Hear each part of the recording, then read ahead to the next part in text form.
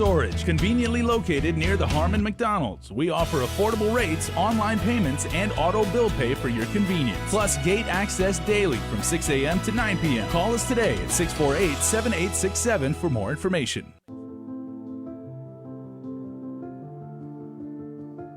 Hafaday Guam, Adriana Cotero here, and I am currently reporting from home. And I encourage every single person in this community to stay home. COVID-19 cannot survive if we do not feed it, and that means staying home and washing our hands.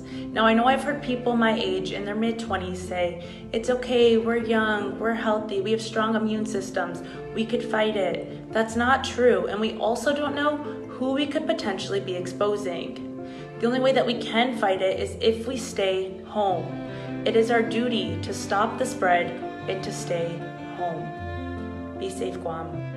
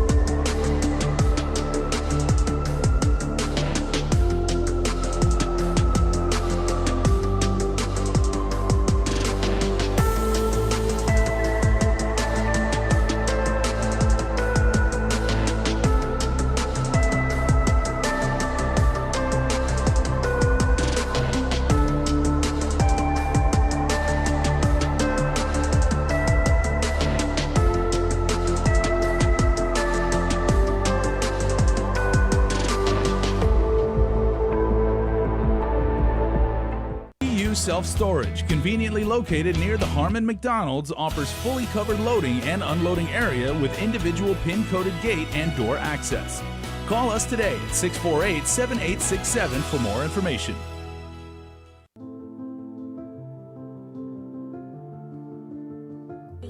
Specialist Joshua Manson here. I can't wait for him to come home. Keep us safe and stay home. I miss my daddy, and I can't wait to see him. So keep us safe and stay home!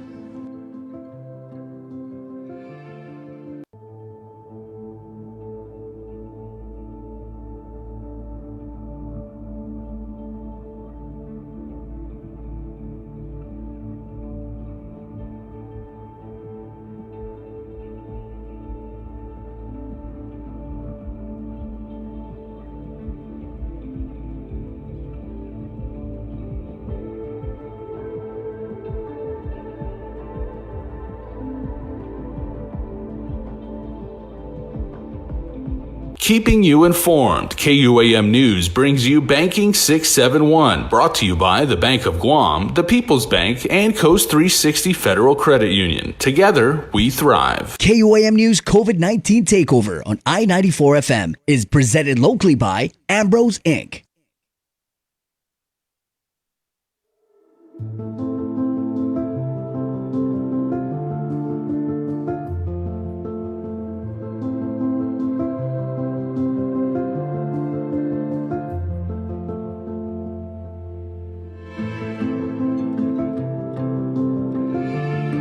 Be healthy.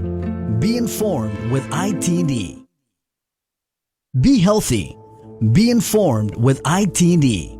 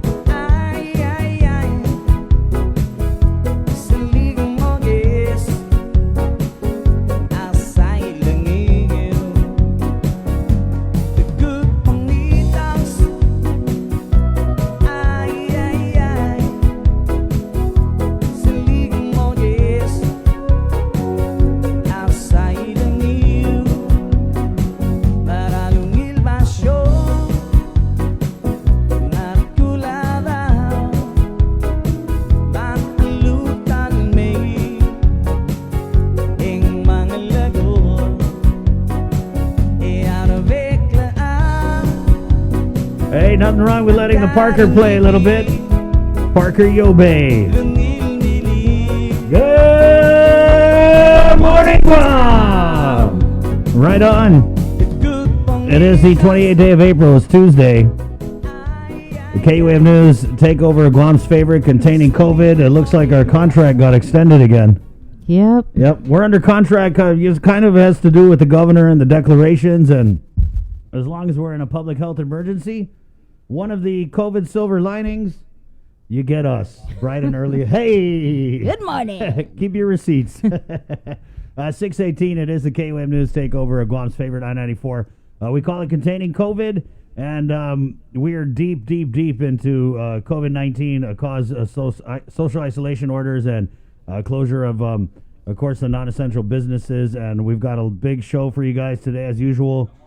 Cast of characters giving us real information in real time, and there's just so many ways you can reach out and catch us right here on the radio where it all started, 93.9 FM. It's I-94, Guam's favorite. Of course, we're streaming KUAM.com and the KUAM News app. There's also an audio stream, Docomo Channel 10, and we jump on KUAM TV 11, 8 a.m. to 10 a.m. for the last half of the show, just to bring it out to you guys on the TV. And last but definitely not least, our beloved Facebook Live audience at KUAM News. Good morning, Facebook. Guam, CNMI, and beyond. Our listeners tuning in and catching the show all over. It's Containing COVID, 6:19 in the morning, the 28th day of April. It is a Tuesday. And as we do to start the show, let's take a deep dive into the day's COVID-19 news from the KUAM News team. Good morning, Sabrina Salas-Manzanani. Hafaday, good morning, everyone. According to the latest from the Joint Information Center, released at 9:20 last night, Public Health tested 38 individuals for COVID-19 on Monday. 2 tested positive. One additional case also testing positive through the U.S. Naval Hospital Guam and was reported yesterday. To date, 144 cases have been confirmed through COVID-19 testing, 5 deaths and 128 released from isolation. With more test kits and machines, Public Health Today is expanding its testing to anyone displaying COVID-19 symptoms.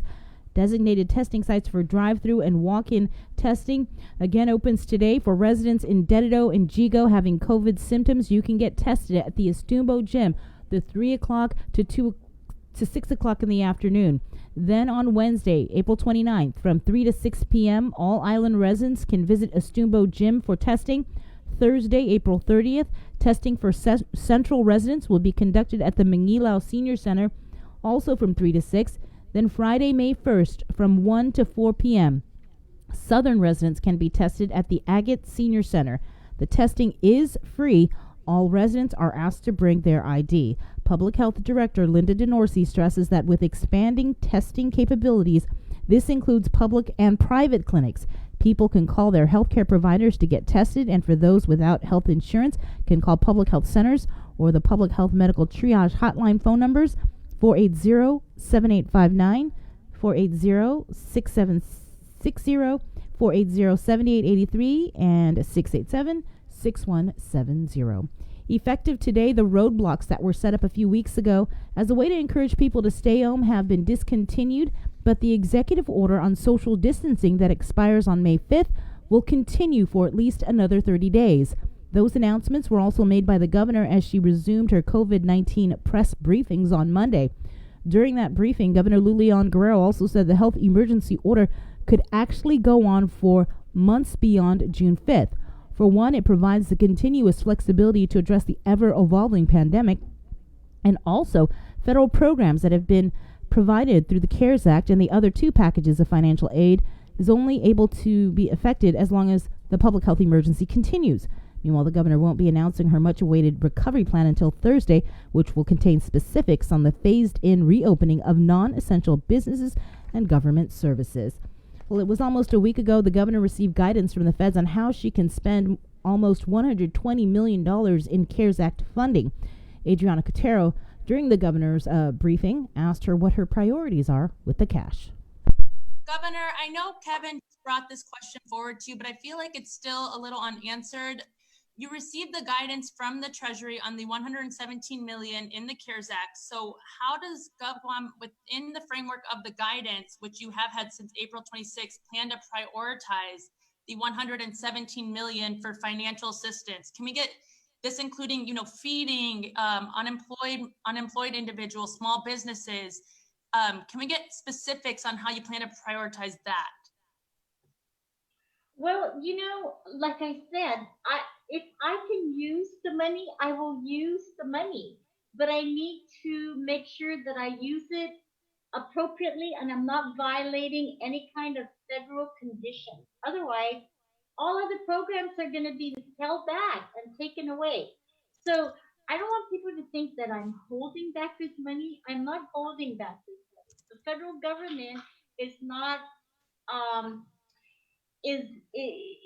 it's allowing me to use it, but it's only allowing me to use it in very earmarked ways. I cannot use it for lost revenue.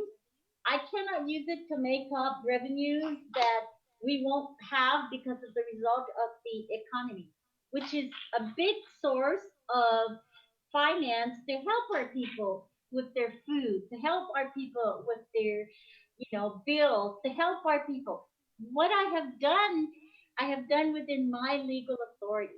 And what I have done through our local program. So I have increased the public assistance poverty level from 100 to 133%, so more people can be eligible for that program. And I have also looked at advancing, and I advance money for people locally. I advance using our local money to a federal program so that people, at least the 10,000 and below income people, can have their money.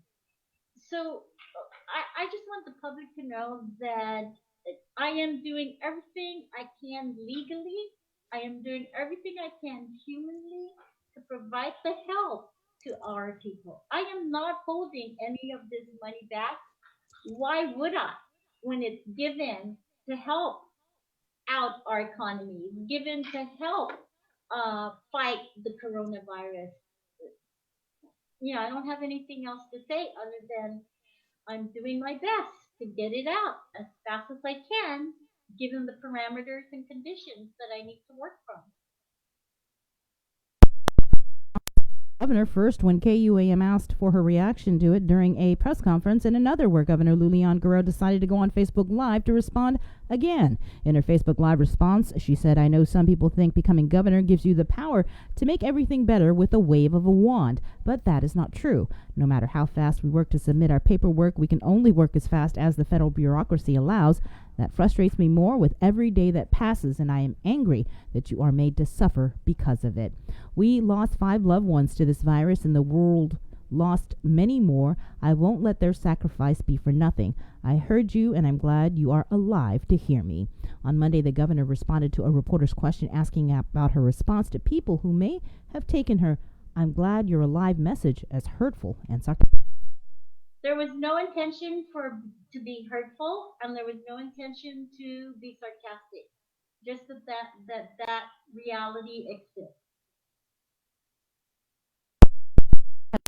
COVID-19 gets underway today at the Saipan International Airport. The governor's COVID-19 task force has been diligently planning with the CHCC to make free COVID-19 testing available for anyone in the CNMI who wishes to be tested.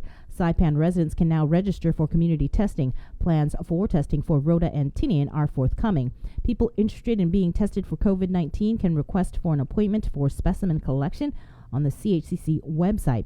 The arrival and departure areas will be used to accommodate drive-through specimen collection from registered vehicle passengers. Testing for COVID-19 in the CNMI is not mandatory. As for an update on the USS Theodore Roosevelt, there are currently 955 active cases and 14 recovered cases. The number of recovered TR sailors previously reported has been reset. Cases now are not counted as recovered until the sailor has had 2 successive negative tests. One sailor is at Naval Hospital Guam being treated for COVID-19 symptoms. No sailors hospitalized for COVID-19 are in the ICU. 100% of initial COVID-19 testing for sailors and embarked commands is complete. Meanwhile, Defense Secretary Mark Esper is still weighing reinstatement recommendations for Captain Brett Crozier by top Navy leaders following their investigation into the incident.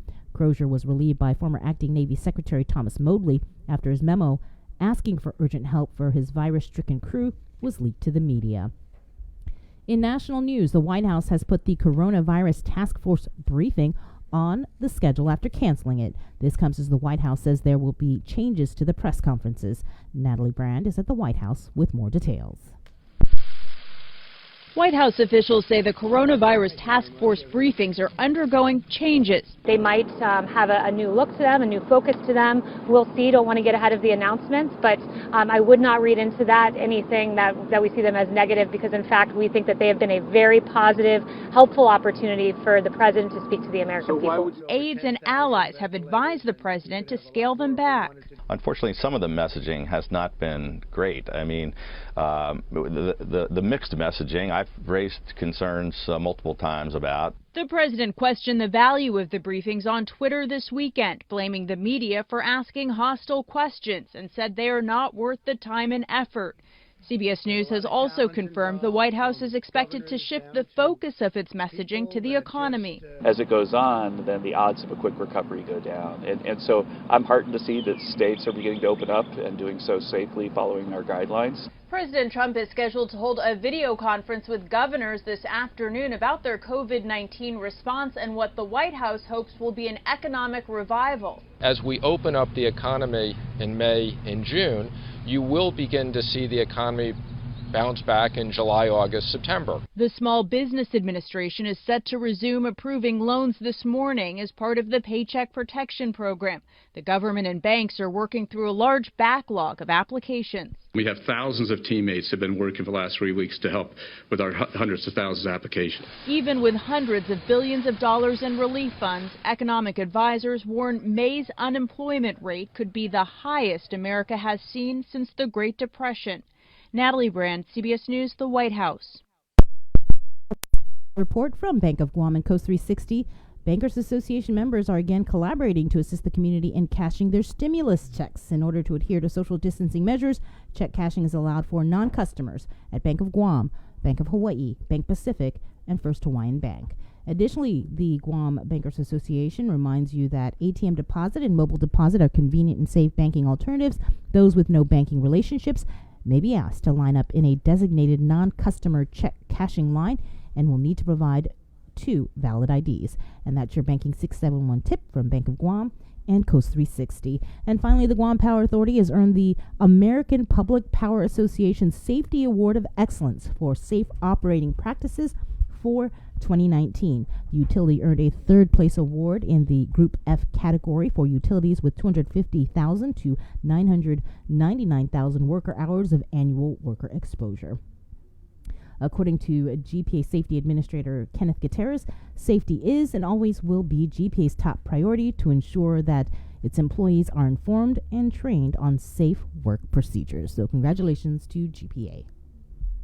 All right, 6:31. That was a deep dive into the day's COVID-19 news with Sabrina Salas, Matt Tenali. Good morning, Bree. Good morning. How you doing? Doing pretty good. Wow, that press conference was pretty interesting, I'll say. We had Senator Regine Bisco-Lee on the show yesterday. Obviously, the guidance from the U.S. Department of Treasury, the federal government, came down on April 22nd. April 22nd. So they've had that guidance over there at Adelup for a little less than a week. So it was interesting to me to hear the governor talk about how they were still trying to figure out what the guidance was. When we figured it out right here on the radio in a matter of minutes, I mean, it's a pretty simple release. So, I mean, the frustration is beyond mounting. I don't know how to describe it anymore. And it almost seems like the media is asking the governor these questions about the local assistance, not to piss her off. I don't know if that's what they're thinking, but it's because the people are asking us to ask. You can see it in the Facebook comments. I mean, we get one question, one follow-up. Okay, and the problem with that, obviously, is if you ask a question, and you guys are smart, you're watching, it's debatable. Are they really answering the questions? Right. And then your follow-up question, are they even answering that? Then you get put on mute, and then it's on to the next. So I know that some people out there might be thinking like, hey, at least you get 2 questions, but it really is. I mean, when there's so many things that you guys want to know, it just makes our job that much harder, but it doesn't discourage us one bit. So at 6:32, we got to take a break. We're coming back with Rhoda from the Department of Public Health and Social Services, and Chad. They're from the Division of Senior Citizens, and they've got some programs that are available during the COVID for Manumku. All right. So we wanted to get them on and share that with you guys. It's Containing COVID, the KUM News Takeover of Guam's favorite. Good morning. Subway is still new self-storage, conveniently located near the Harmon McDonald's. We offer affordable rates, online payments, and auto bill pay for your convenience. Plus gate access daily from 6 a.m. to 9 p.m. Call us today at 648-7867 for more information.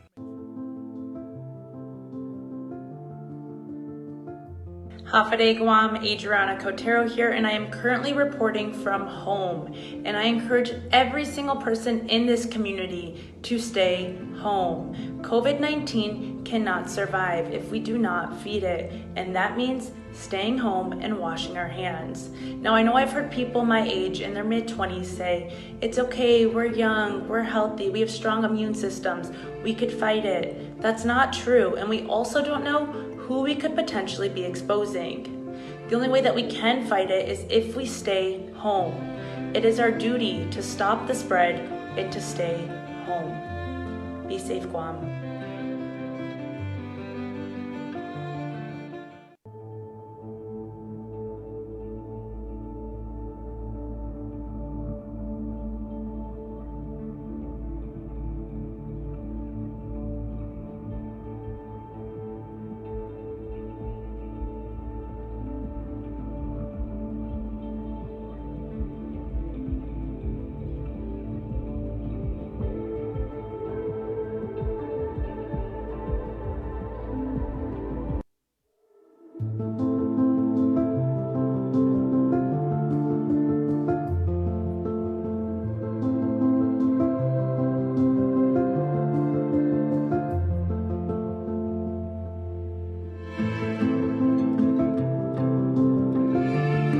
Be healthy.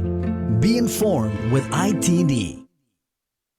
Keeping you informed, KUAM News brings you Banking 671, brought to you by the Bank of Guam, the People's Bank, and Coast 360 Federal Credit Union. Together, we thrive. KUAM News COVID-19 Takeover on I-94 FM is presented locally by Ambrose Inc. Be healthy. Be informed with ITD.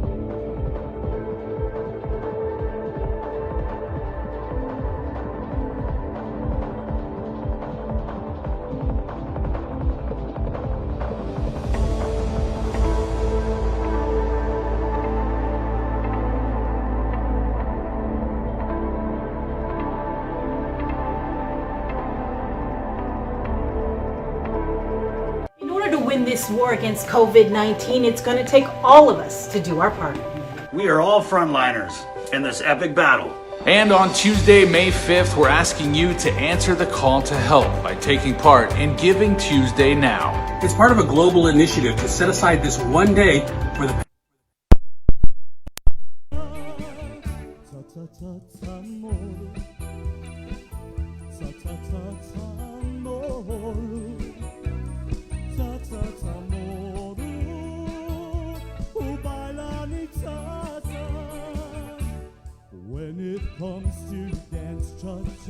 All right, Mike Lagwatnia Jr. there. The nerd. 5 on it. Cha-cha-cha-cha-maru. 6:39. Let's go to the phones where we got John standing by here. John with a question. John, good morning.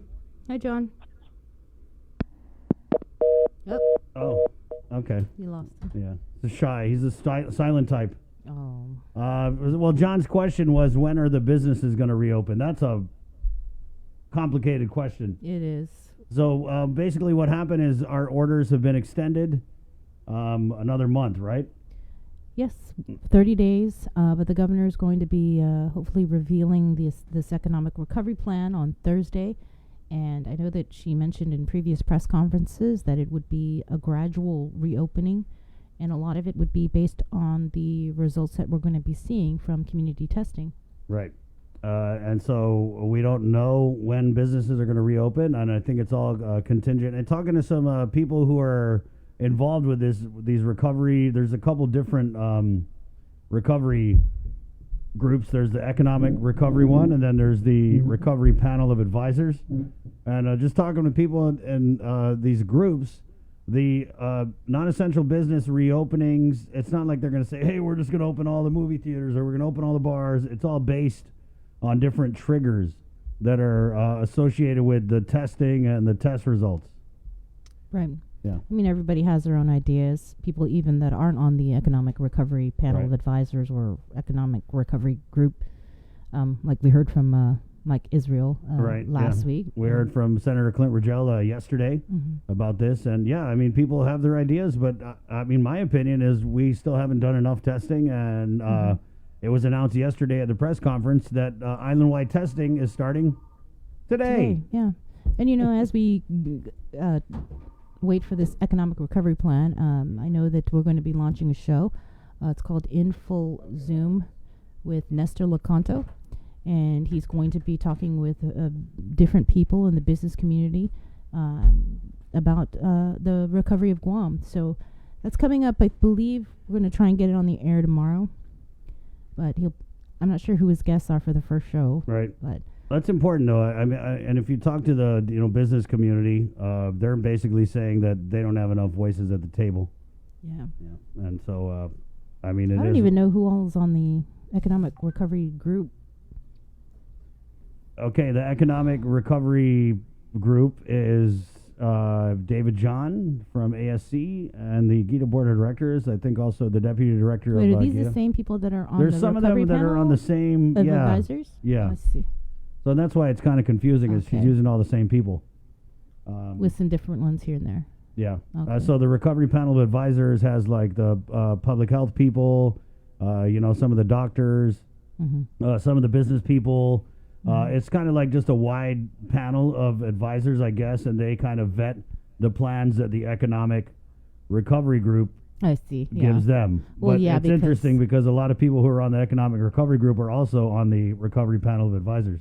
Well, maybe because the advisor group, you have to have the public health officials on it because ultimately it has to be approved by public health. Right. And so that's kind of the holdup. And we were told that the plan was going to be revealed yesterday. That didn't happen. So that tells me that not really that they're flying by the seat of their pants, but that they didn't get the chance to run that plan by everybody who needs to see it. And so they kind of made a little announcement last week, and they kept it vague. They said, hey, next week we're going to announce it. And so the firm date that the governor has put on that is Thursday. Well, the more eyes on it, the better. Right, and that's hopefully how we're making the right decisions. Hopefully some people who have ideas about what those decisions are given a voice and a seat at the table. It's 6:43, again, the 28th of April. Let's go over to the phones where we have Chad from Public Health's Division of Senior Citizens, and he's joined by Rhoda Aralo, who's the Health Services of the Pacific Program Manager. And we're bringing him on just to kind of talk about some of the programs that are available for our most vulnerable. We're talking about the island's Manamco. So good morning, Rhoda and Chad. Good morning. Good morning. So I understand that earlier this month, I can't remember if it was Rachel who told us about it, that you guys had launched a program where senior citizens that don't have like transportation and don't have access to or the ability to go out and get their medications, that there's this program that you guys offer. Yeah, so hi, this is Chad. And Hi, Chad. You're exactly right. We and that's why we wanted to reach out to all of the radio stations and the different talk shows as a way in which we can get the information out to the public. As we were planning this and coordinating it, we were looking at in light of the COVID response, how best to support our seniors who are most vulnerable. And we looked at different types of needs and what they were not getting in terms of services within the community, everyday or consistent services such as utility payments and stuff. So what we can do is we can go over the listing that we have. There are certain criteria, there's select criteria for them to be eligible, and there are certain services for them that they can avail of. We can't do everything, but we can definitely try our best to accommodate them as much as possible and get them the services that they need. I guess maybe Rhoda, if you want, you can talk about the eligibility and services. Of course. So right now, the additional services are for seniors who are currently not registered with case management services. However, we have also, or actually, the clients who are registered with case management services are also eligible, and then we extended it to the ones who are not registered with case management. So the services we're including right now are laundry services, utility payments, banking, grocery shopping, and prescription fills. Because we have gotten many calls from seniors who are afraid to go out into the public, that they don't know how they would be able to pay their utilities, get groceries, and especially with the medication. So these are the services that we have extended. The eligibility for it are seniors must be 60 years old or older, live alone or have little to no family support, and have no access to transportation. And we also just to let the public know, although this is not on the same day service, if they do give us a call and let us know what services they need, I will send out assign a staff to go out and provide these services to our elderly. And then the only other Rhoda, it sounds like that could be the eligibility. It sounds like it could be a pretty wide group. What type of action are you getting on call-ins for this program? We're actually not getting quite a bit of calls. We've only, since we've launched this on, I believe, April 8th, we've only gotten about 4 requests. And majority of the time, like our services too for the Manamco, they've canceled their services because of that fear. And so we're letting everybody know that we do screen our, of course, our staff. We do monitoring. We're following CDC regulations. And then also we do ask our clients, when we do provide services, we do ask our clients basic questions, any symptoms, coughing, any flu-like symptoms, coughing, fever, loss of taste and appetite, things like that. And so when they do inform us that there are some kind of symptoms, then we ask further questions and see if it's safe for our staff to go into the home, not only for the protection of our staff, but also for the protection of our elderly who we're providing those services. Rhoda, it kind of sounds like we need to get the number out more. If only 4 Manamco have called about this program. So what is the number that they call? Because this is a great service, and let me just break it down. So you're basically saying they call, they give you guys a heads up, they meet the eligible the criteria, and then you guys will go and pay their power bill. Or you pick them up and you take them. Or you pick them up and you take them, or how's it work? Actually, we would go to the home, receive the payments, and we ask it to just be prepared whether they're going to give us a check or not. And then our staff will be the one to go. We are not allowed to transport any of our elderly, so we do go into the home and then we get those services. And this is also to prevent them from leaving their home if they are afraid. It's just something that we thought, hey, we're already providing the services to our elderly. Like Chad said, when we coordinated this, we wanted to see how we can further help those who are not registered into our programs. And this is free, right? Yes, it's all free. It is through funding from the Title III program. So you guys got the money for it, Rhoda. Is this a significant grant for this program? I think Chad would be the best person to answer that. What's up, Chad? There's no specific grant for this particular program. This is in line with our existing programs, as Rhoda already mentioned.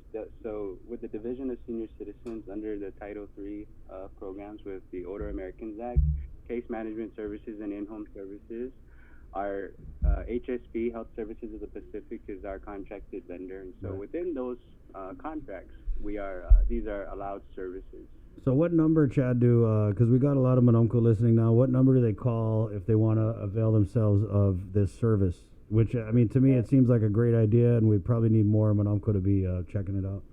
Yeah, I'm going to give you my division number because we can also offer our support. HSP is the actual, they're going to be coordinating it, but we can direct the Manamco, the seniors, or the family members to them. So our division number is 735-7421 or 7415. So there's two numbers, 735-7421, 735-7415. And then Rhoda can get her number out. And then our number is 735-3277 or 588-5274. So those are the two, and you, the callers will just have to let our staff know that they're interested in the COVID-19 Respond services, and we will know what to do with those individuals. Right. Okay. Is there any other services that you guys are providing? At this point, the ones I've named, identified earlier are the ones that we're primarily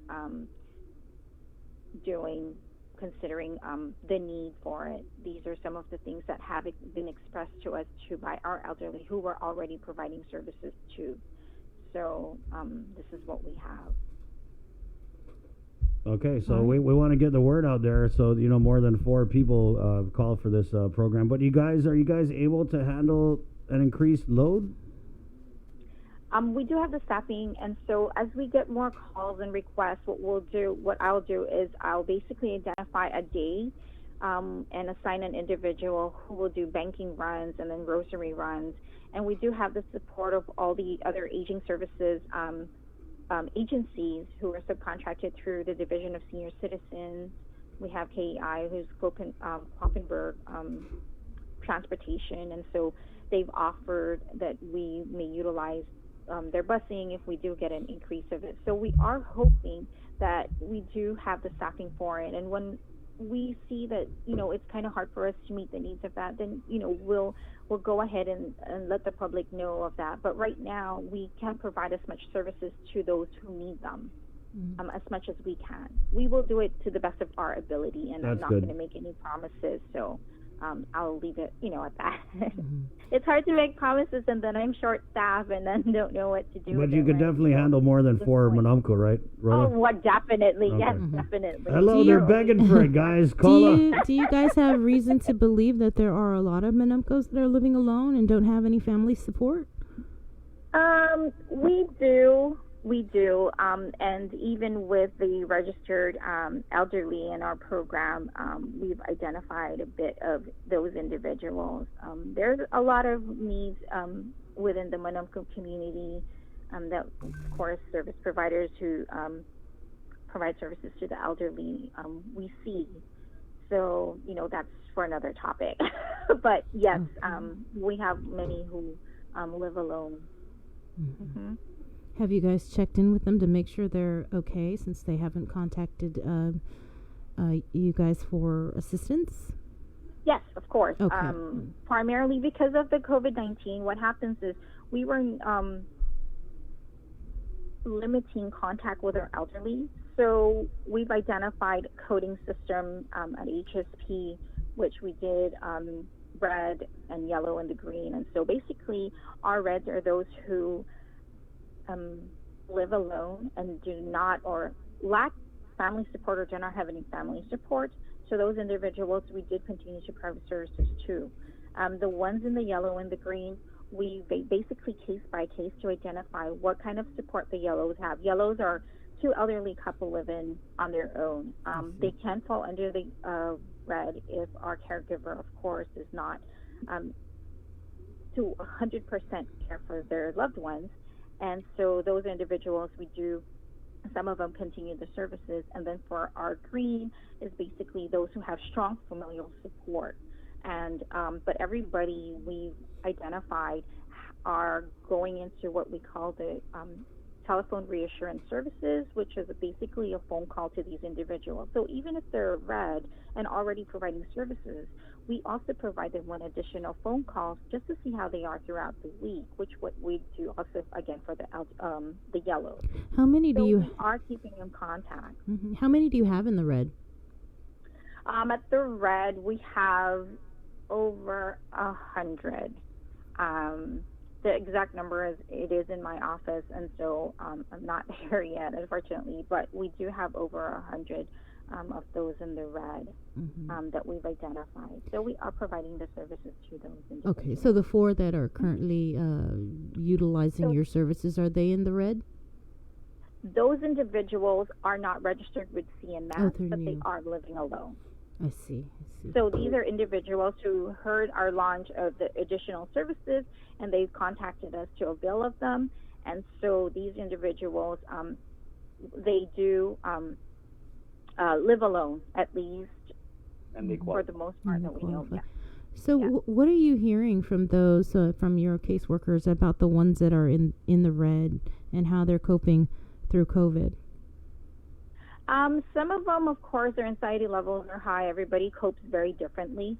And so those who, let's say, have a higher anxiety level, then we provide them with more phone calls than the rest of them do. Others are like, yeah, I'm okay.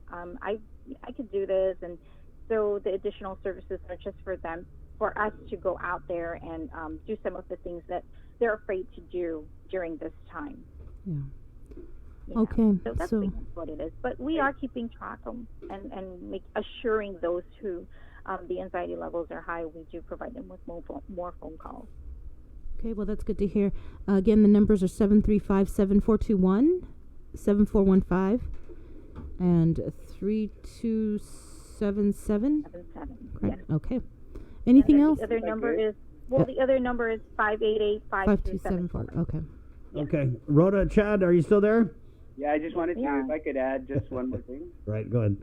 Yeah, so because there was a question of services. So yeah, this phone call was mainly for the the launch of our senior services, which included the ones that Rhoda mentioned. But the division also still accepts phone calls.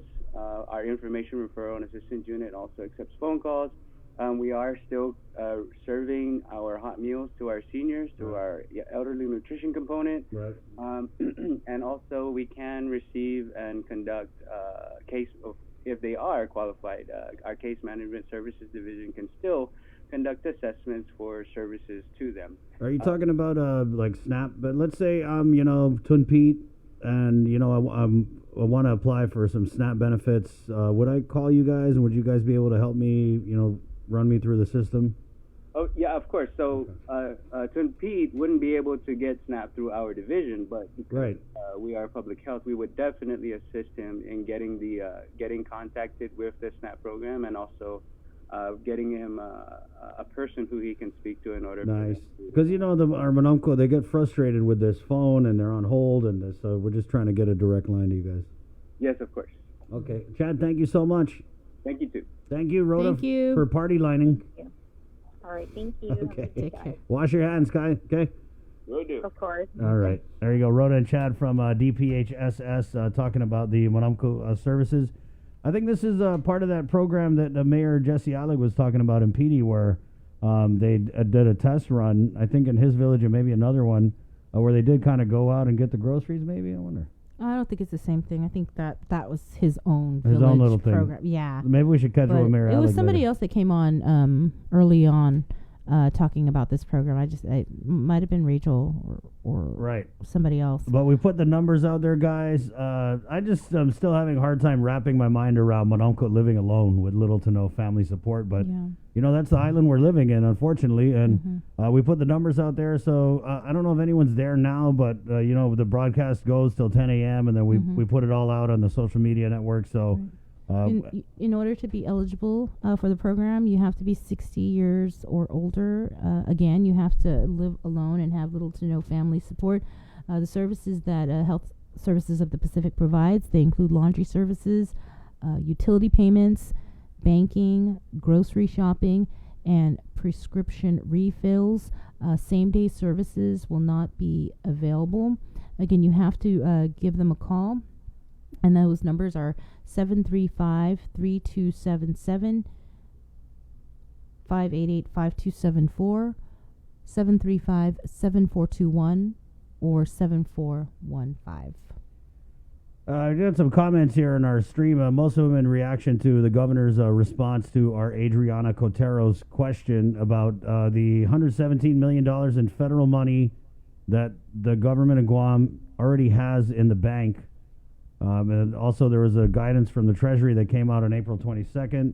Senator Regine Bisco-Lee kind of raising the flag on this one and saying, hey, this guidance says that you can do feedings, you could do financial assistance, you could do a lot of stuff. Vouchers, right. Help for unemployed. I mean, the guidance, it's several pages of things you can do with the money, but the governor in her response seemed to be more interested in telling us what she can't do. Right. Well, we have the list on what she can't do. It's expenses for the state share of Medicaid, damages covered by insurance, payroll or benefits expenses for employees whose work duties are not substantially dedicated to mitigating or responding to COVID-19. And that would be the non-essential government employees who have been very fortunate to, and it is what it is. I'm just saying that they've been very, you guys know you're so lucky. You're so lucky that there's just thousands of private sector employees who are hanging in there, and you guys are still getting a full paycheck. And I know you guys know you're lucky. I'm not trying to rub it in either way.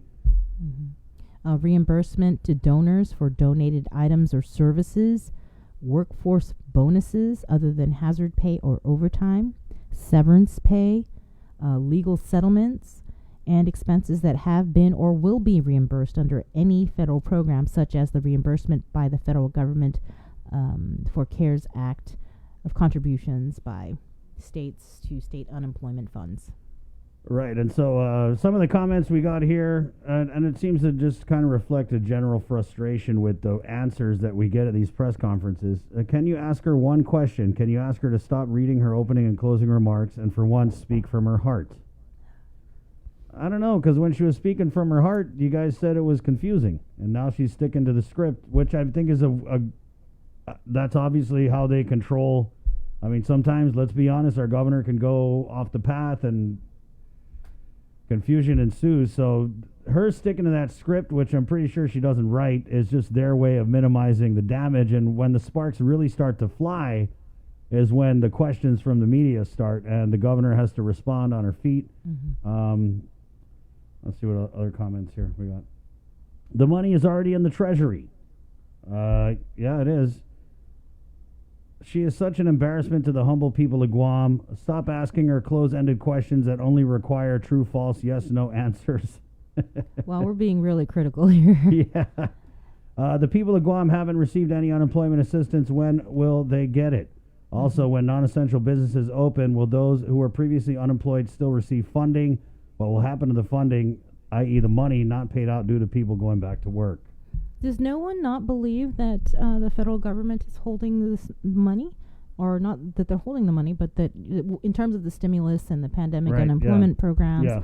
And just to be clear, we don't have the money that's supposed to be used for stimulus to pay the stimulus checks for everybody who earns over $10,000. We don't have the money. Yeah. But what we do have is the $118 million. $118 million. Yeah. Wow. I mean, and our governor's talking to us like she's broke. But you're not. We got $118 mil. I had to upgrade my wand, and I don't really want to spend too much time on this because I just didn't want to let it fly. And yesterday, my friend Nick asked a question to the governor about, were you sarcastic when you said something about, I'm glad you're alive? I would have asked her to explain the wand comment, because to me that was just way out in left field. And, if you want to tell a business owner, hey, thank me, you're alive, okay, whatever. But to say something like, some people think that when you become governor, you just wave a wand and everything disappears. So I actually upgraded my wand. I want to thank Sabrina here because this is what I call the LG 2020 model. It's a little more sparkly than your humble Chris Barnett Putita Nobu wand model. And I'm just going to keep these handy over here. And anytime we have a big problem, I might take out this wand and try and wave it away. If that doesn't work, I'm going to bring out my LG 2020 and just... Okay, so we're going to keep... The one with extra power. Look at that, though. Yeah. Wow. Somebody been crafting. Bria's got some diamond encrusted handles. This is good. This is good. When all this is over and we go to a real press conference where they can't mute us I'm going to bring this and I'm going to present it. Okay. Okay? And hopefully we'll all be able to have a good laugh about it because we did so well killing the curve and everything is fine. 704, let's stay on the phones real quick and go over to the Guam legislature. Someone was just messaging me about, hey, can you ask what have these senators been doing? And we got one of them on the line, Okay. Senator Jim Moylan from the Republican Party, of course. Good morning, Senator. Hi, good morning, Chris. Good morning, Sabrina. Good morning. I guess just first of all, people asking me what are the senators doing. Maybe you can just tell us what are you doing specifically? Well, we have had a couple of bills out there. There's some important things we are discovering with this pandemic situation. One is, well, first, on Chapter 19, it's such a strong law that the governor has taken action on. But if you look at the law closely, there are no reporting requirements for the governor to present to the legislature. When that law was put in place, it seems they left that out. So one of our bills is to allow or require that the governor provide some reporting to us, because this authority has the ability to seize property and of course, what you've seen so far, activating the National Guard.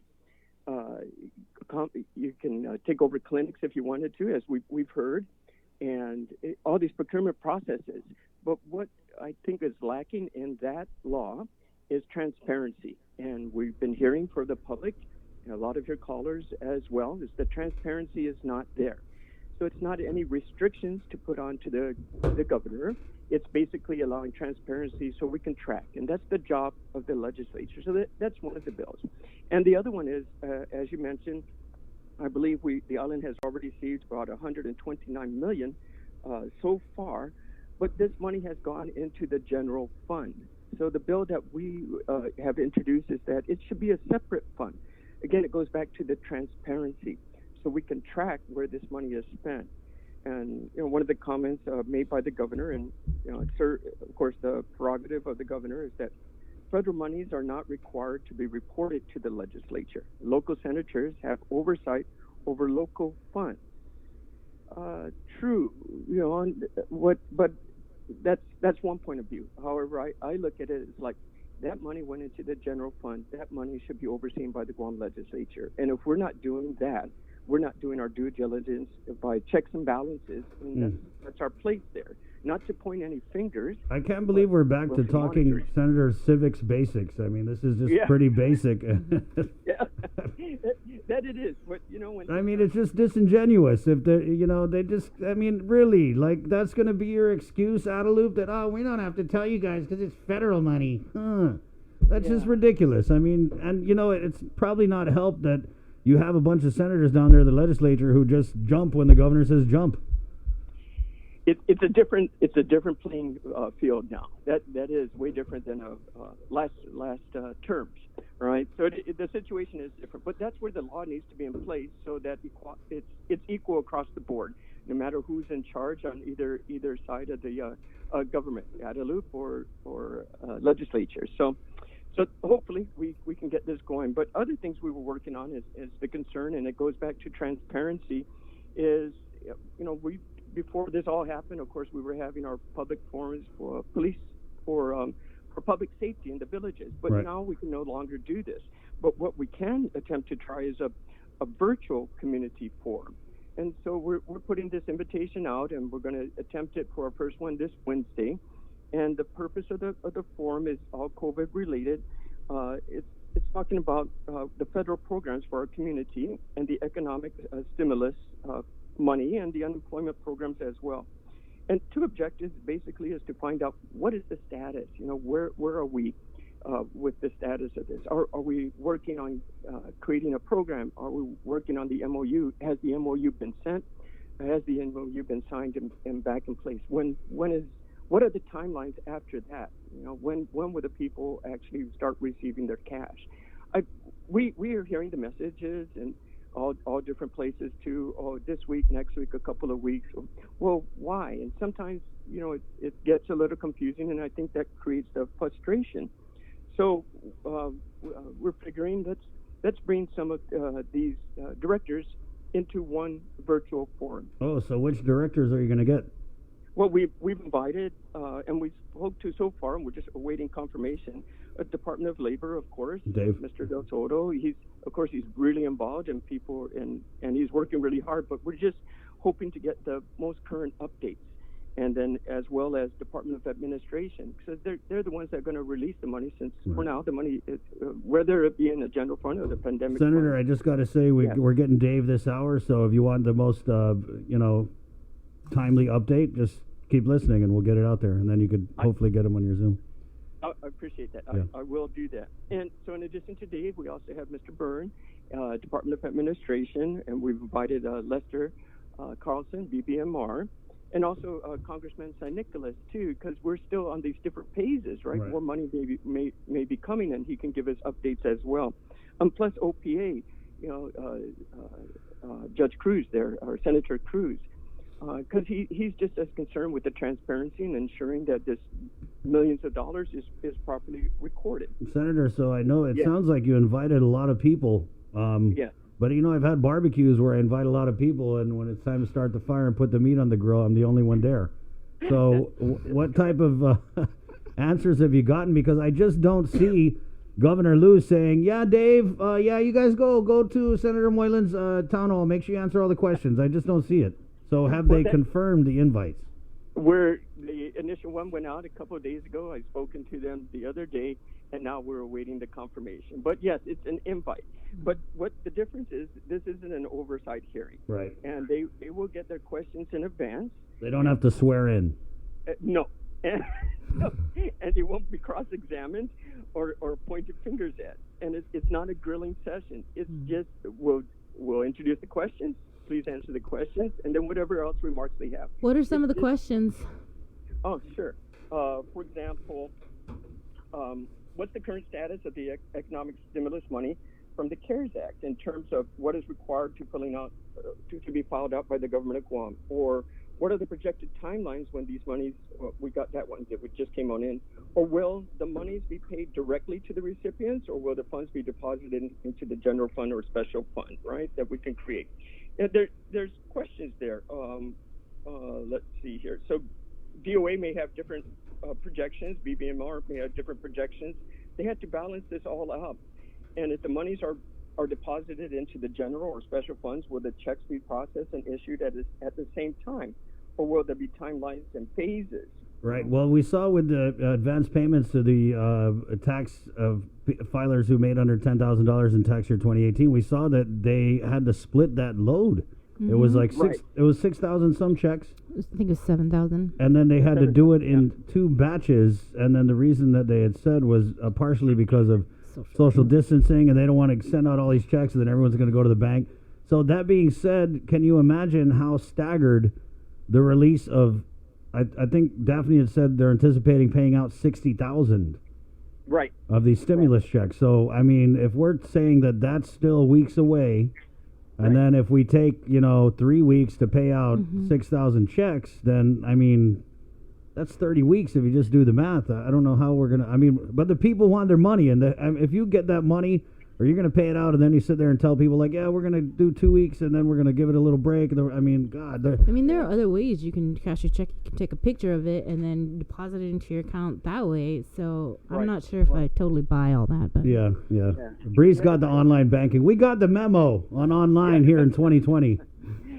But yes, department-wise, though, getting that out and processing it on the department side, like the state of Hawaii, they've rented out ballrooms, right? And they got hundreds of computers and systems there, and hundreds of people are trained and ready to go because they know the individual processing, especially on Department of Labor side, is going to be intense. Right. So the plan has to be in place now. Where is this going to be at? And of course, to give the social distancing, and that's why.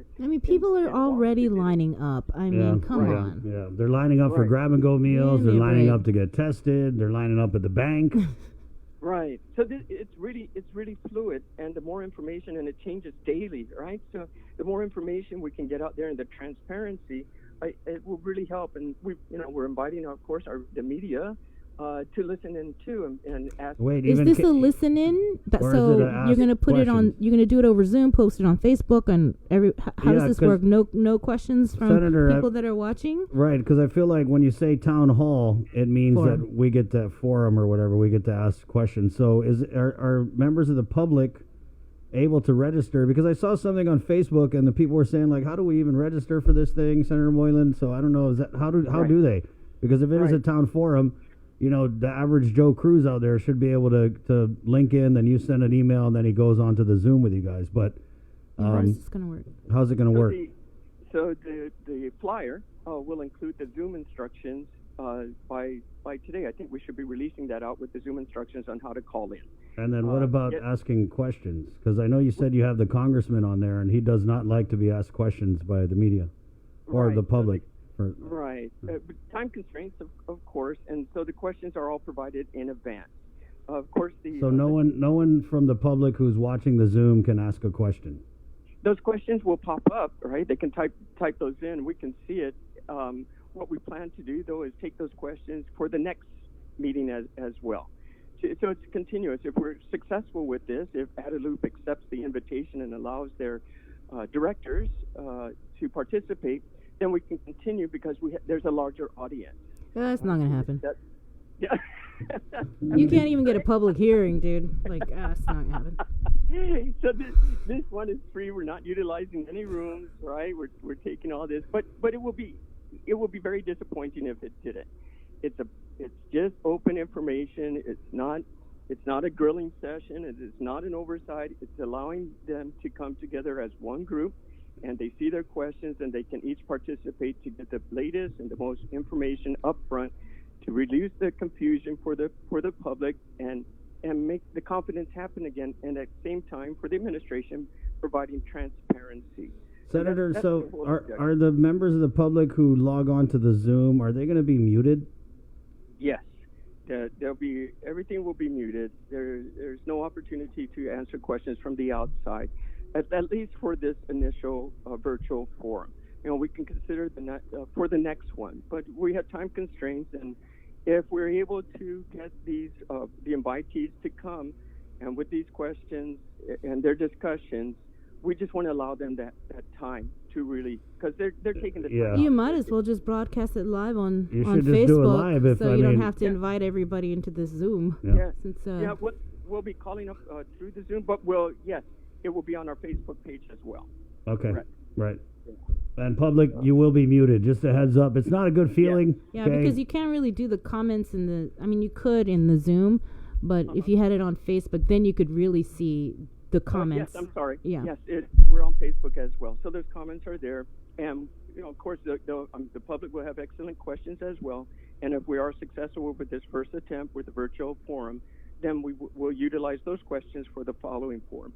And if we can have it weekly, that's, great.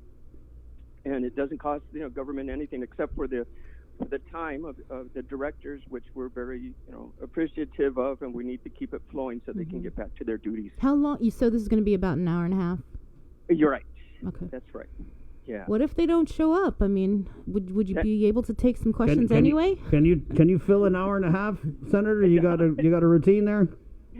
No song and dance. I'll be happy to express some of our bills. That's a good point. Yeah. If they don't show up, I think that's a message to the public as well. And I don't think that's a good thing to do. If you're invited for this and the questions are in advance, that I think it's a fair offer. Right.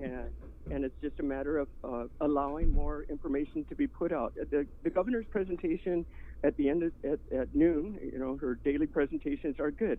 Here's another noon. What presentation are you watching? Oh, is it 12 o'clock? It's like 1, and then they come on at 1:30, 1:40, 1:25, and they don't even apologize for being late, and people are just raking them over the coals in the comments. It's crazy. It is difficult. People are waiting, and they're stopping their day. I mean, it's just kind of basic, I mean, I know we don't have anything to do because we're all listening to your lockdown orders, but, I mean, just a common courtesy. Hey, sorry I'm late, guys. Man, I was just in this meeting trying to get this aid for you guys. Correct. It makes it hard. I understand. Senator, how do people get the info because we're running really long here, and how do they get the info if they want to try and register with the Zoom, or you're putting it on Facebook? What are the details? Yeah, we're going to put out the call information and how to link on. So that should be coming out today. So we'll be putting that on our Facebook as well. So Yeah, you don't really need the link. Send out the link for Zoom if you're going to put it on Facebook. Okay. You're just going to crowd everybody into that Zoom. Don't give him any pointers, Bree. Let him learn like everyone else had to learn. Saipan still ain't figured it out. They did one Zoom and it was like 300 people in and there. they're like, okay, we're not going to do the Zoom. Tell me you know how to work the Zoom. Yeah. Yeah, because if you're on Facebook, you'll be good. Right. Okay.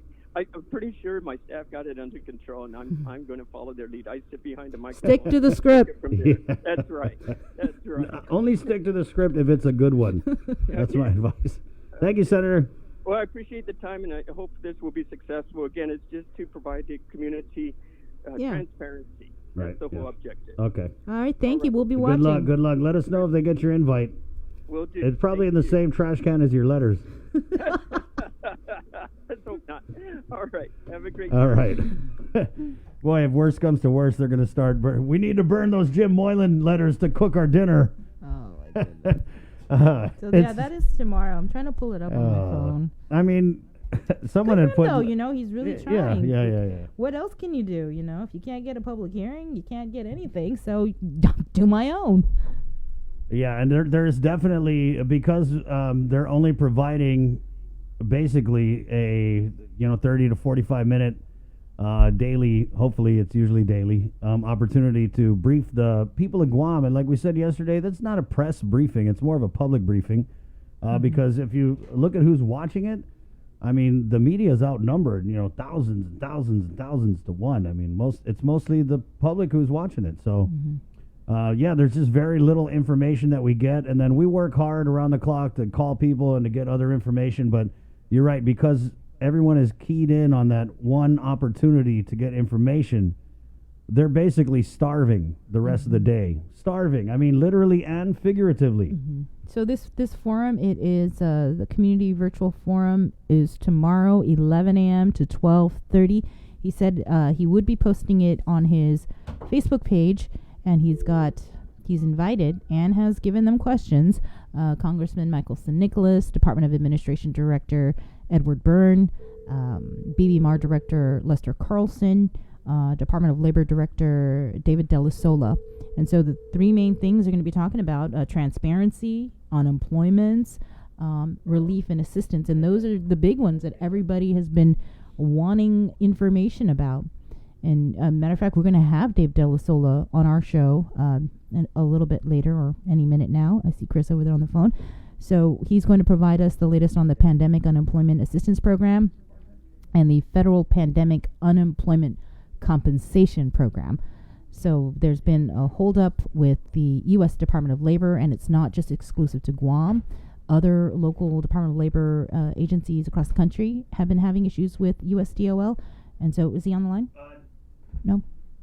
He's actually on a conference call that I interrupted with the U.S. Department of Labor, so he's going to give us a little message when he's done with that, and then we'll get him onto the show. Okay. Yeah, I know. While they're waiting for guidance and approval of their application from the USDOL, he's moving forward on his end, getting the software and everything ready. So once they get the green light from the feds, unemployed people can start applying online. And there's been a lot of questions. People are saying, hey, what if we go back to work? Or we're not eligible? No, you are eligible for the program as long as you meet all of the eligibility criteria for any amount of time that you are out of work because of the COVID-19 or crisis. Experience a reduction in hours, whatever the different criteria is. Right, and then so on the reduction of hours, it has to you can't make more than $345 a week. That's something we covered with Dave, about a week ago. So, in talking to Dave, I mean, I feel his frustration, and I'm usually a good read of people and how they're saying things, and he seems to really be trying to get this going, and I'm just wondering if he's alone in this. The governor had said something yesterday in the press conference where on the stimulus, she's like, we were the first one to turn in our paperwork. We turned it in, how many weeks ago, and we haven't even got a reply from the Treasury. And she said that she was going to be trying to talk to the White House. Right, and she's going to call. She said she's going to Pence. write a letter to Trump, and then if he doesn't reply, she's going to call. Yeah.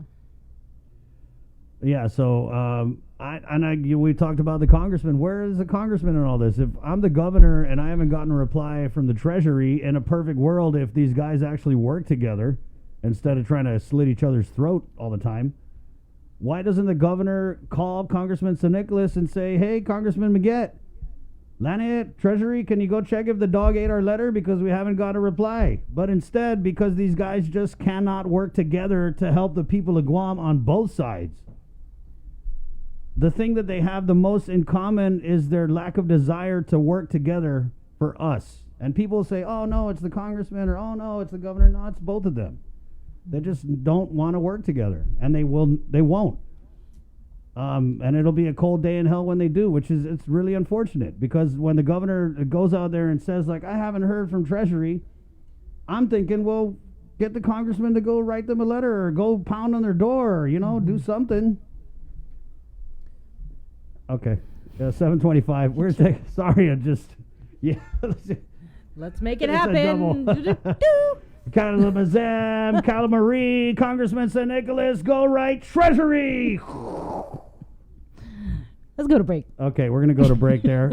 It's 7:25. It's the KUAM News Takeover of Guam's favorite, containing COVID. KUAM New self-storage, conveniently located near the Harmon McDonald's. We offer affordable rates, online payments, and auto bill pay for your convenience. Plus, gate access daily from 6 a.m. to 9 p.m. Call us today at 648-7867 for more information.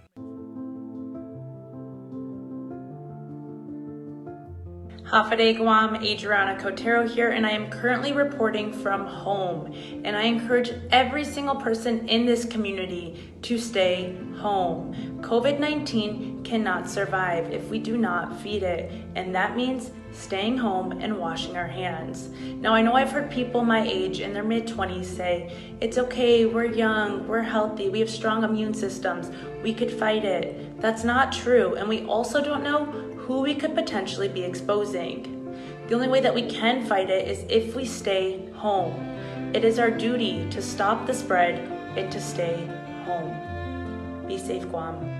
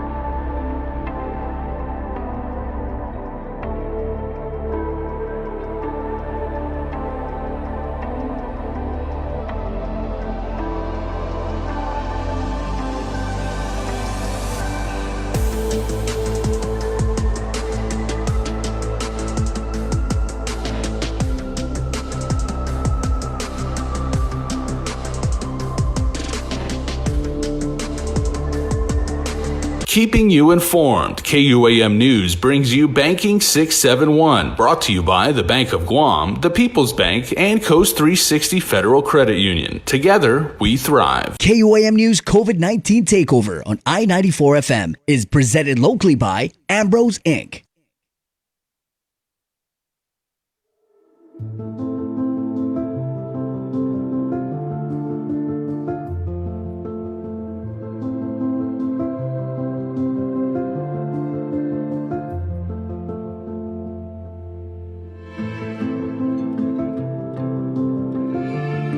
Be healthy. Be informed with ITD.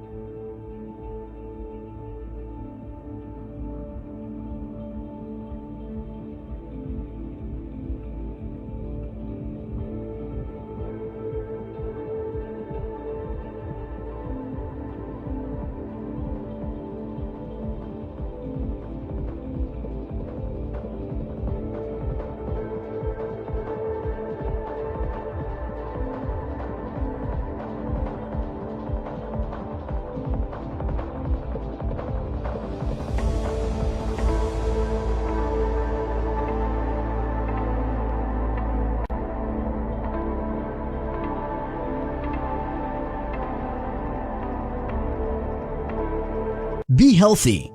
Be informed with IT&E.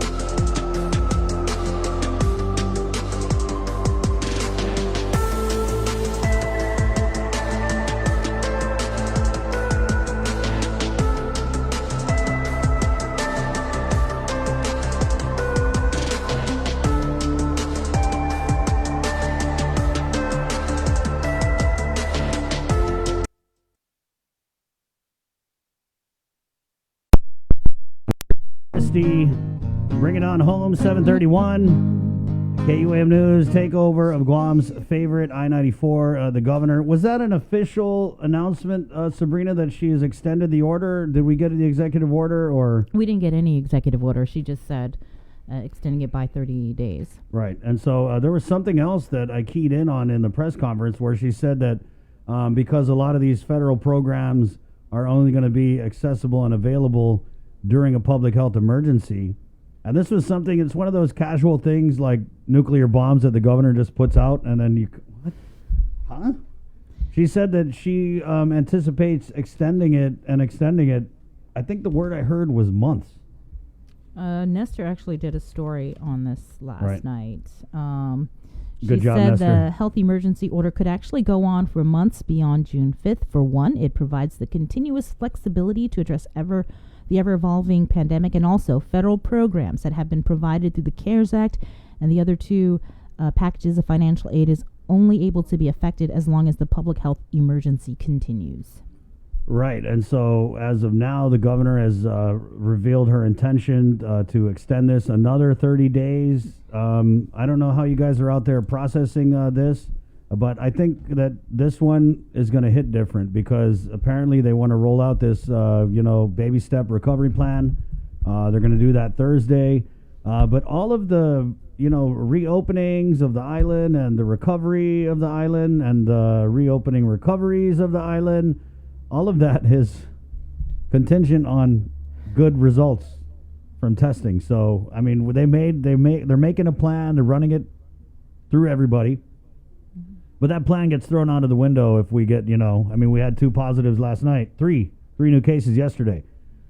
So it's a work in progress is how I guess I'd put it. Right, and the expanded testing that launches today. Today. Right, it Friday. launches today. How 3 to about a 6 little heads up, p.m. Gov Guam? How about a little heads up? Let me just tell you from a promotion standpoint, you dropped the ball at a Stumbo pilot program because you came out a couple days before the program and you started saying, it's free. There was confusion. If it was like, we're going to test everybody, then it's like, no, we're only going to test if you have these symptoms or if you're a multi-generational family. And then they only tested 52 people. The sample size was 100. Right. They went out and they canvassed. They gave the tickets or passes. I'm sorry, the passes to people to go and get tested.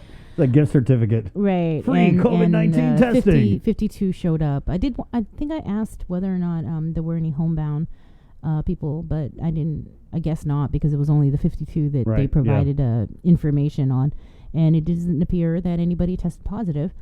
But then again, it was just 52. Right. So, I mean, if you're going to do an event like in radio or, you know, the media, if we do an event, we try and plan at least a couple weeks out. I mean, no, that's not possible in this situation, but if you're going to announce something 3 days before it happens, then you really got to do what's called a blitz, which is just like, hey, go get tested. Hey, it's free. Hey, we need this.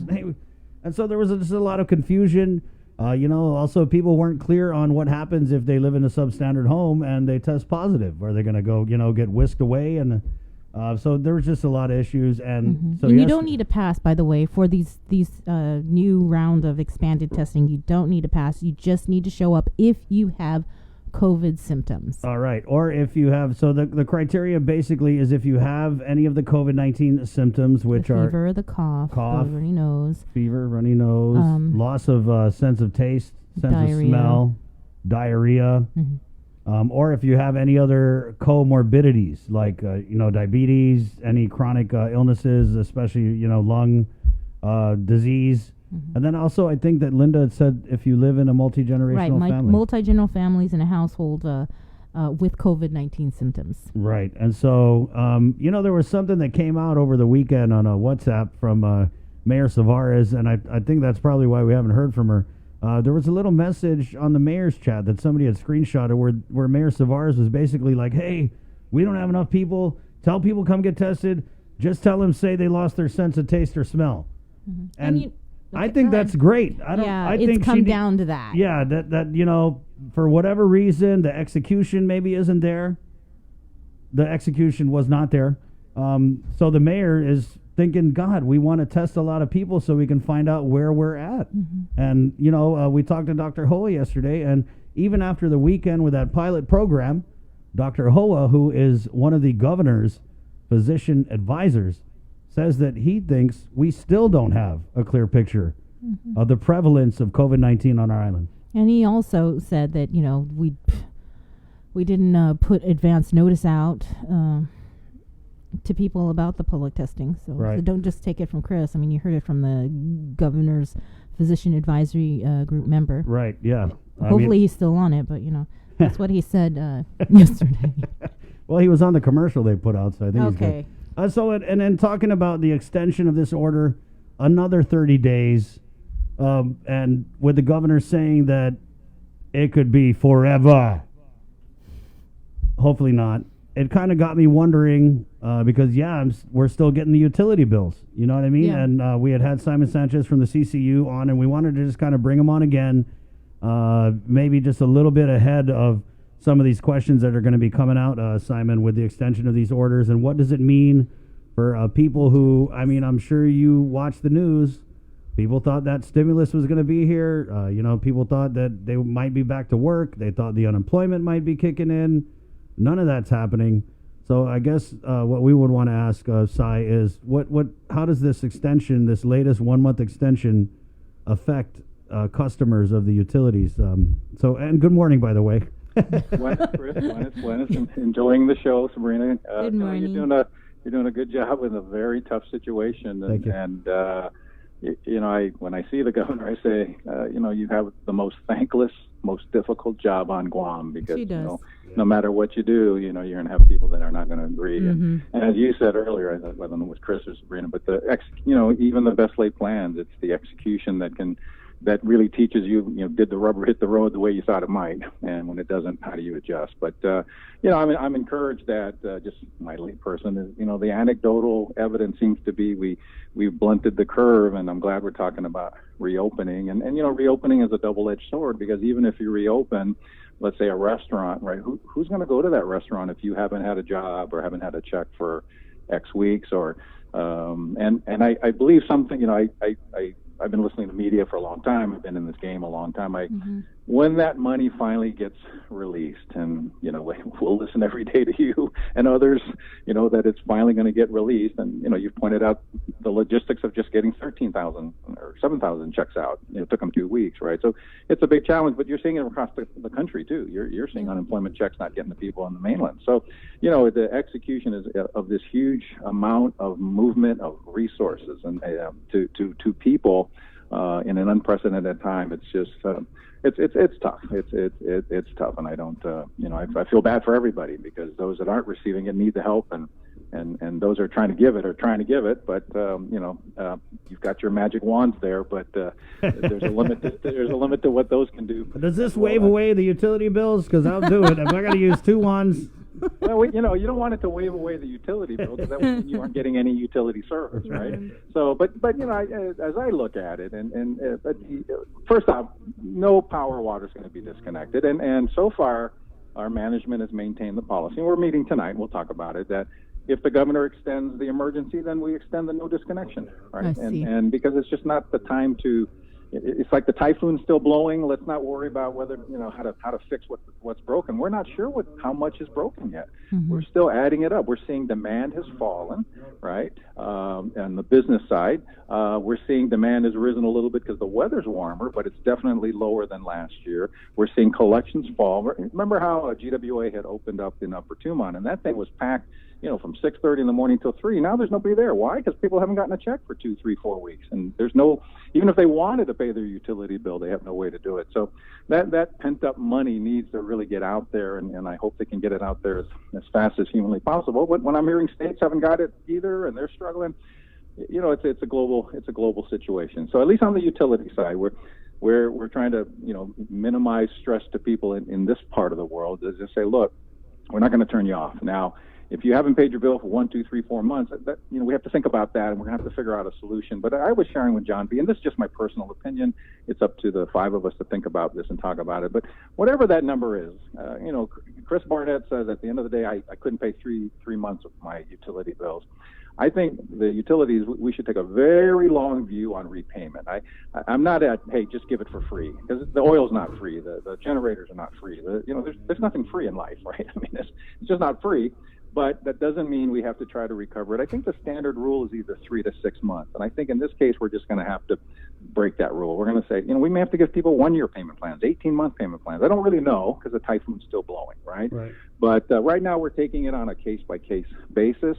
And most people, we're just seeing the number of people not paying begin to rise. And that's only going to get higher. And it's going to be it already is a real challenge for people. So my expectation is there's going to be a number of power and water bills unpaid. Now, we're going to need to figure out how to get that money back, but we're going to have to take a long view, because people are going to owe bills in so many other places, right? They're going to owe rents. They're going to try to catch up on health, life insurance, whatever the bills of families are, right? They're not getting income in, so they're not able to pay it even though they want to. So, and the economic recovery, even as they gradually reopen it, it's going to take time. Who's going to run to a restaurant if you hadn't had a check for a month? There's no tourists coming in, so. But it's chicken and the egg. Tourists aren't going to come till we say Guam is safe enough to come, and their countries feel it's safe enough to travel. And you're starting to see a little bit of that, but it's going to take some time. And so, it's hard to say patience. Stay patient. We are a patient people, but at the reality, if you're looking at the refrigerator and there's no food in it, you're looking at that wallet and that ATM, and there's $10 left. The stress levels are huge, and at least at our level, we're going to do everything we can to help our people through this. And whatever that shortfall is, I think we're going to have to take a very long-term view. Someone's going to have to work real hard to convince me to say, well, just give away free power for 3 or 4 months, because pretty soon the bills run up, right? And you got to pay the oil companies, even though it's very inexpensive. But we've got 6 months of inventory tied up now in lower fuel costs, but that's like $80 million. It's not free. So, and luckily, the ratepayers, the power company owned by the ratepayers, the water company owned by the ratepayers, is financially strong enough to weather this storm, even weather that we're not going to get paid by many of our customers for a while, and yet we can keep the lights on. So that's our first responsibility. That's what we're going to do. We're meeting tonight, and normally in May, even though this is the April meeting, normally in May we're preparing the adjustment for the 6-month LEAC. And if you'll recall, the LEAC is 6 months of what's the gas bill going to be, right? Mm-hmm. What are you paying? And that's February 1st and August 1st is when we make any adjustments to true it up. GPA can't make money on oil, but it can't lose money on oil, right? And so that's due in May, where we make a decision in May. We give it to the PUC, and they make a decision by August 1. But I know there'll be some conversation tonight about looking at, since we did buy an extra tanker, and the tanker we bought we bought an extra 33% capacity. So we went to the store and bought some cheap oil, and it's running about 35-40% lower than our prior oil that we bought just a few months ago. So those savings are going to get passed on to the ratepayers. And the only question is, how fast can we do that? We've done 4 adjustments since last year, and I think we're going to do another one. When I look at the math, and I'm pretty good at that stuff, and I've been doing this a long time, the numbers on the future price of fuel are low enough that I think when we blend it into, right now we're burning the oil we bought 2 months ago at $50 a barrel. In 2 months, we're burning oil we're buying at $30 a barrel. So, but you have to blend that price, right? And that's your total cost of your inventory. But I'm pretty confident that we're going to be able to lower the LEAC again for the 5th time in a year. And the only debate that I'll bring to the table tonight, although I've talked to John B, and he's already, John and I have worked together a long time. We're looking, well, if we can pass on the savings in June rather than in August, let's see if we can do that. Now, I don't know if John will be ready to make that number available tonight, but he's working it. But we can meet in a week or two, right, and get it done early, so we can try to get that bill lower. That's what I'm going to ask, is see, can we lower that LEAC again, but not wait till August? Let's try to do it in June. And I know John B is thinking about that already. And, we'll see at tonight's meeting and discuss it. And I'm confident that between tonight's meeting and a May meeting, which I'm going to suggest we move up, so we can give the PUC enough time to act in case we can do it on June 1st.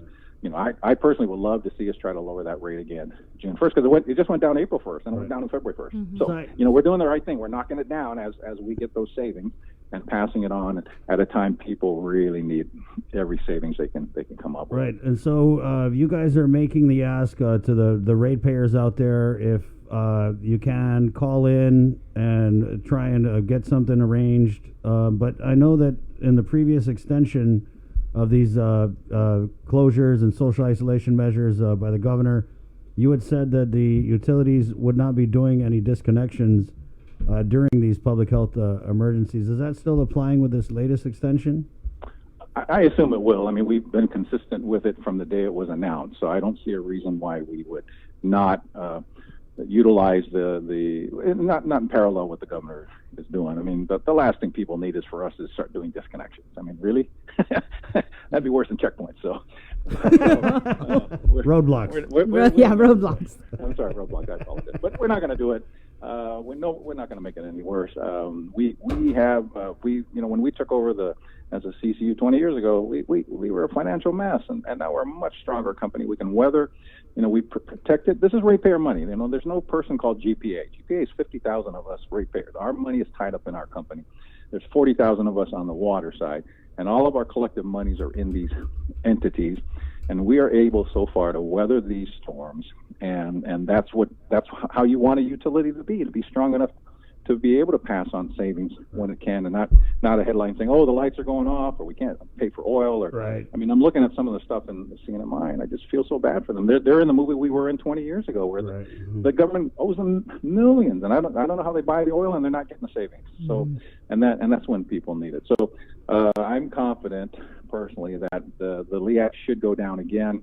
I've talked to John. We'll talk about it tonight. I'm asking him to see if we can do it on June 1st rather than on August 1st, and I'm sure he'll look at that and work on that. And then on the disconnects, I don't see why we would change our policy. People are not getting paid. People haven't even gone back to work yet. They're just lifting the restrictions where people can go back to work. My laundry, we're only 3 days a week. I'm off today, because I don't have any customers, right? But luckily we got a PPP loan, so all of my people got paid last week, and and they were so happy. But we were one of the lucky ones, right? And we got in early. But there's one of the 508 lucky ones. Yeah, and there's hundreds of other companies. They're in queue, and I bet that money disappears quickly. So fast. And it still won't. And then you got to get the money, and that still takes a week or two. And then you finally got to pay your people and call them back to work. And even calling them back to work, there's nothing for them. Like, there's nothing for my people to wash. Yeah. But I pay them the hours, because that's what that program is designed to do. Keep people employed. It's a direct benefit. So I hope more of that money comes in, if another $100 million comes in. So, it'll be interesting to compare your broadcast today than a month from now or hopefully not 2 months from now, when the PUA comes in and the FPUC comes in. Right. And the I'm pretty PPPs sure come all in. our listeners are going to be gone. They're going to be like, we're going to be out here lining up to spend this money in whatever limited way we can. Yeah, but it's going to go quick, too. I mean, that's the other thing. I think it's already gone. So I think that people have leveraged things against that stimulus and thinking that it was going to. I know I've borrowed against it. Yep. And you'll have to repay that back, and we hope people can catch up on their power bill if they can. If they can't pay the whole thing off, I mean, just throw something at it, because we're all old adults now. We know what it's like to, it doesn't go away just because life has challenged you. So, like you said, you're leveraging this and that, but pretty soon you got to pay the piper. Yeah. Okay, so we got to run because I want to get Mayor Rudy on. But thank you so much. Thanks. We just wanted to kind of get you on and hammer down what the stance is on the disconnections and the payment. No disconnections, and hopefully even lower power bills coming up shortly. Thank you, Simon. Thank you. All right, you guys take care. You too. You do. Right. Okay. There you go, Simon Sanchez. Wash your hands. Simon Sanchez of the CCU. Let's move along to Gigo now. Mayor Rudy.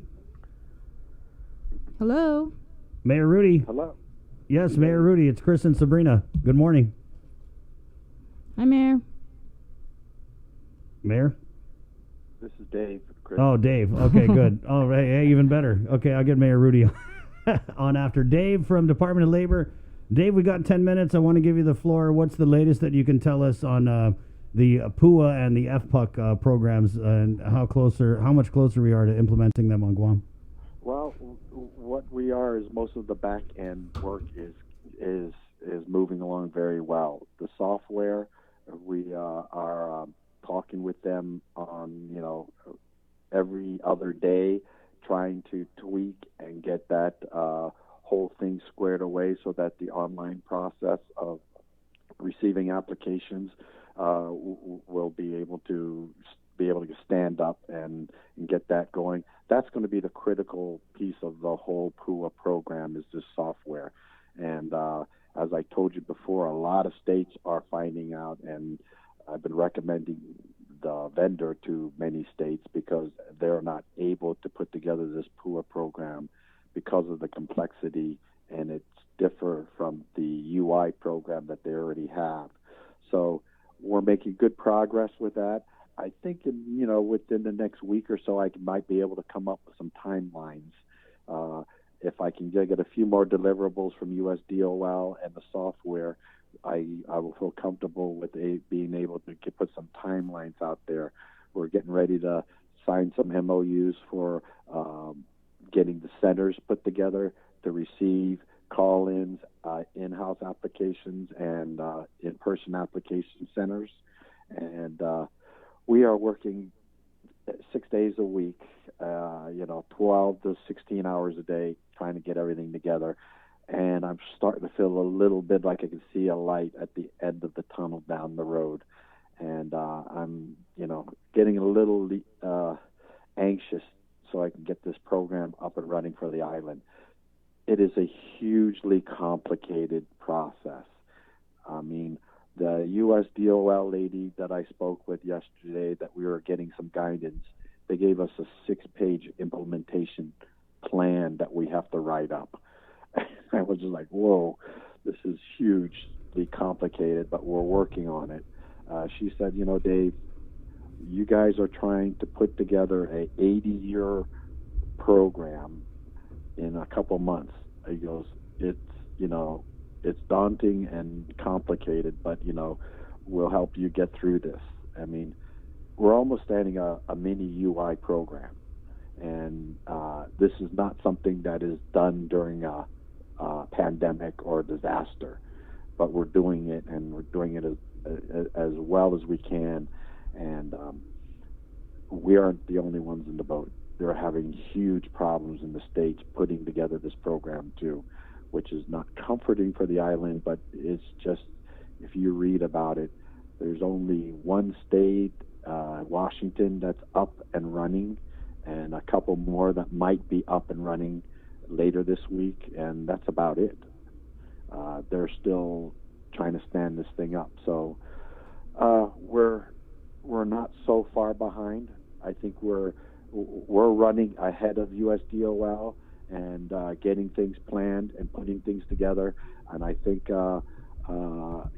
I'm hoping to get the final touches on the employer module. We keep changing it and trying to make it simplified and trying to make it so that it is usable for us with the information, and not only for the employees that are being put in by the employers, but if they aren't rehired and they move over to the higher Guam piece where they need to get jobs, training, or education, the information will transfer over seamlessly.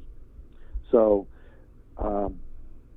good progress, and we hope that I can get you some more information within the end of the week or something. Right, but Dave, I mean, just for all intents and purposes, the governor put out that timeline of weeks, so we're still looking at. And I know you've been, trying to be really responsible about not putting out a timeline, but I think the governor showed your hand a little bit there.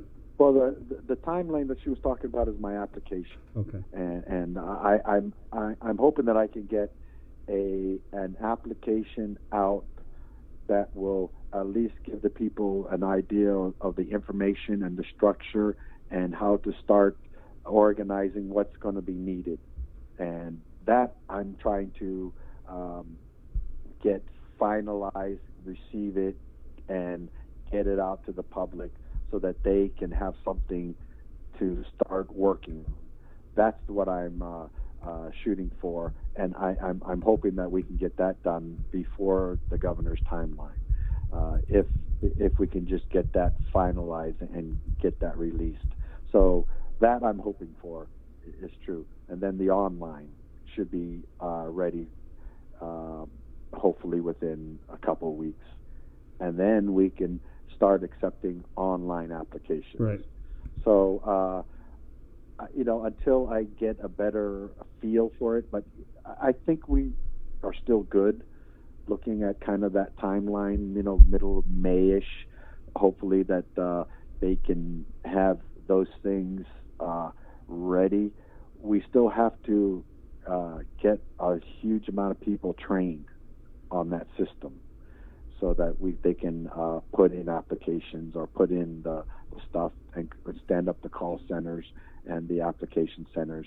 So everything is kind of going to fall around that period of time, the middle, the end of May, and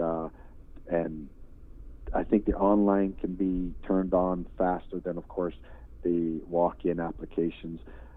We have to make sure that we have those mechanisms of the 6 feet shelter in place all worked out. We can't have a huge crowd coming, and right. Yeah. That's the piece of the puzzle that we're trying to get control over. Yeah, and so Dave, we had a couple of comments. Sorry to interrupt, but just a couple of comments here. This is something we kind of talked about with you about a couple weeks ago. Maybe it was last week. People who have had their hours cut. The question here, is it true that people with cut hours are not qualified? No. That's open.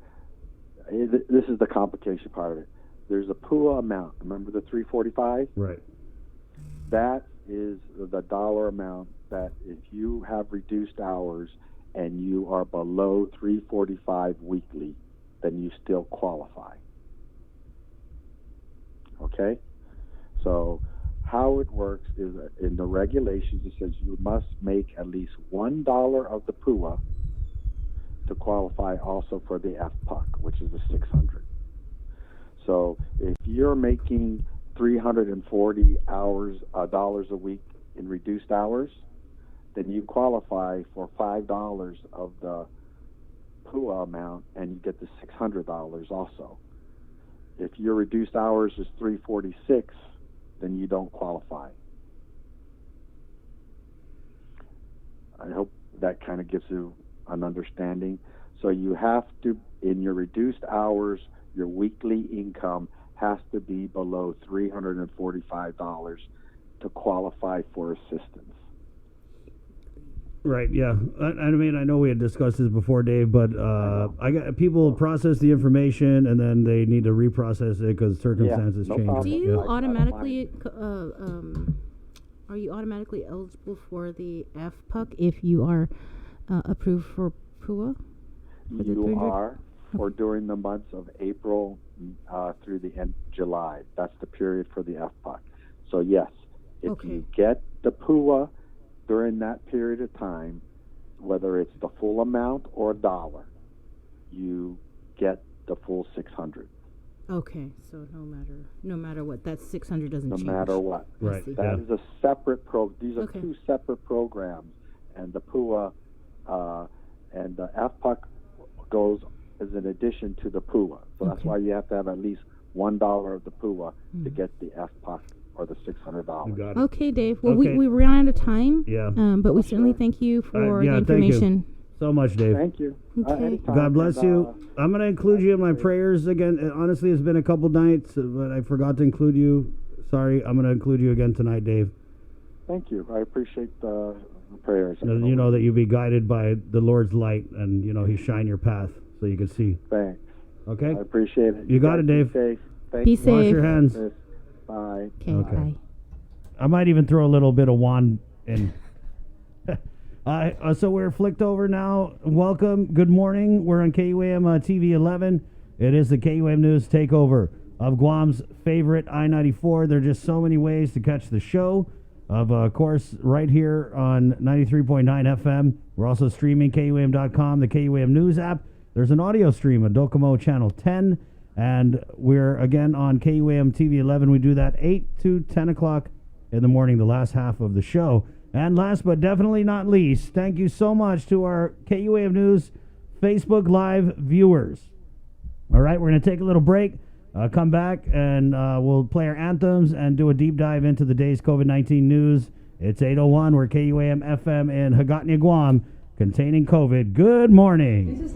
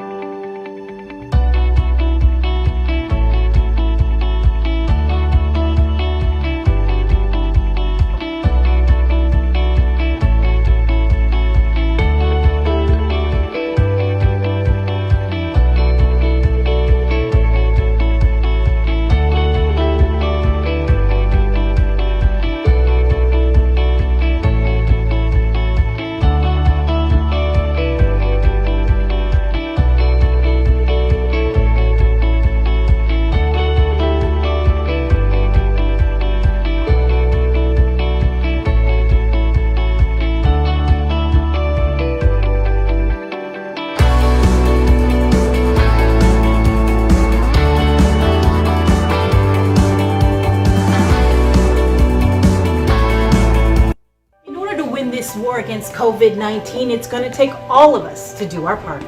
We are all frontliners in this epic battle. And on Tuesday, May 5th, we're asking you to answer the call to help by taking part in Giving Tuesday Now. It's part of a global initiative to set aside this one day for the pandemic crisis. To step up and give a donation to any of our island's nonprofit organizations. The hospital, the Mayor's Council of Guam, or any of our frontline workers. Whether it's PPEs, gloves, masks, canned goods, no donation is too small. Anything and everything will help.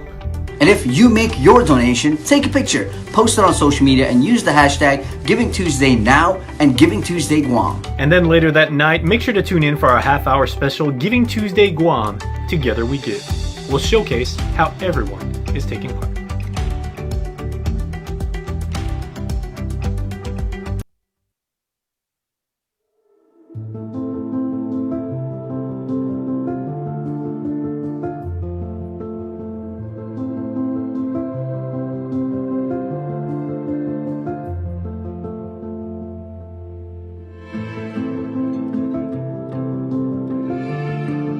Healthy.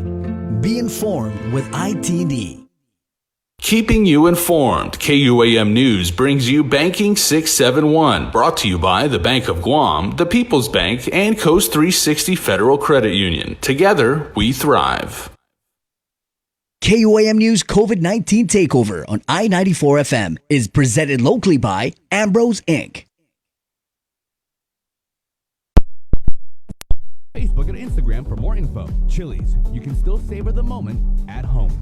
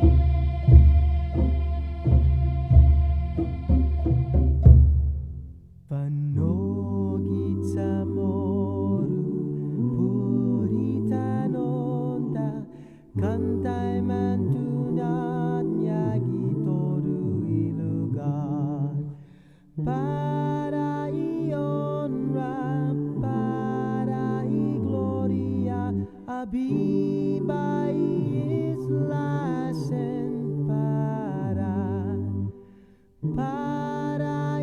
honra para gloria abiba islasen para todo y tempo y paz para ita dan gini langit na bendición contra y peligro na fan sa fuham Deus protegis languam contra y peligro na fan sa fuham Deus protegis languam.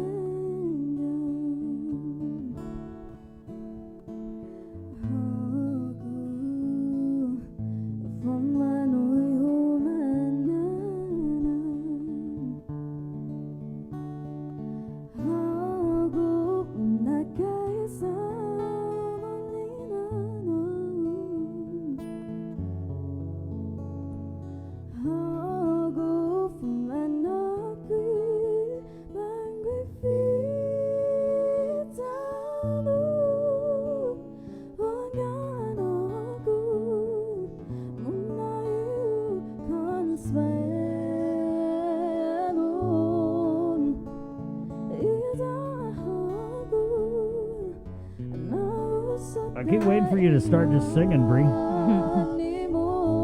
for it. No. Okay. Imani and Mixed Plate, 808. Good morning, the 28th day of April. It's Tuesday. Shout out to all of our awesome local artists for giving us something to watch and something to stay home to. Good morning. Good morning. With another Stay Home Live Local Fridays on the way. It's 8:09. Coming up here, we're going to talk with Sergeant Paul Tapao of the Guam Police Department. You know, something that just, getting to me. There's been some break-ins that we're going to tell you guys about with Sergeant Tapao. Also on the way, we're going to talk with Frank Mansell from the Federal Emergency Management. FEMA Frank. That's on the way, but right now, let's get Lieutenant Governor Josh Tenorio on the line. Good morning, LT. Hi, good morning. Hey, thanks for singing or playing Fonogi Chamorro. Oh, I really do think that's a... You know, when I was listening to it on hold, it just reminds us what a good, inspiring thing, but it's a good way to start the morning. So thank you. And then can I just also say that Hagu is one of the awesome, my dad loves for Bazaquan. She's from our village, so. Right. Yep. Love Never that gets song. old. And you know what we do with the anthems, LT, is I'm trying to recreate, this is in my mind, the little school where you hear the anthem and then it's time for class. So class is in session right now. I think it's great. No, I was even thinking that's what we should all be doing actually. Yeah. Get it on the loudspeaker. Remember when we grew up, right? What's the first thing that we do when we start class? Yeah. Is I pledge allegiance. Now it's the Inifresi and the anthems. Mm-hmm. Awesome. And that's How the are you name. guys doing? We're doing good, LT. How about you? I'm doing okay. As can be given the situation, but you guys know that I'm always trying to be optimistic. And despite all these challenges, I still will remain and keep working on it. A lot of people are hurting out there. Frustration levels very high.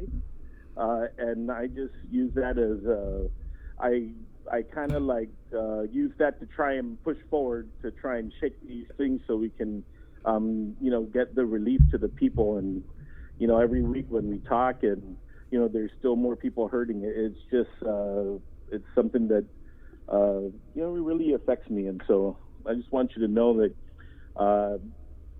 trying to do our best job to get things done. And there are certain things that we can always do to improve, but I just want the people of Guam to know that we're working hard and please don't lose hope.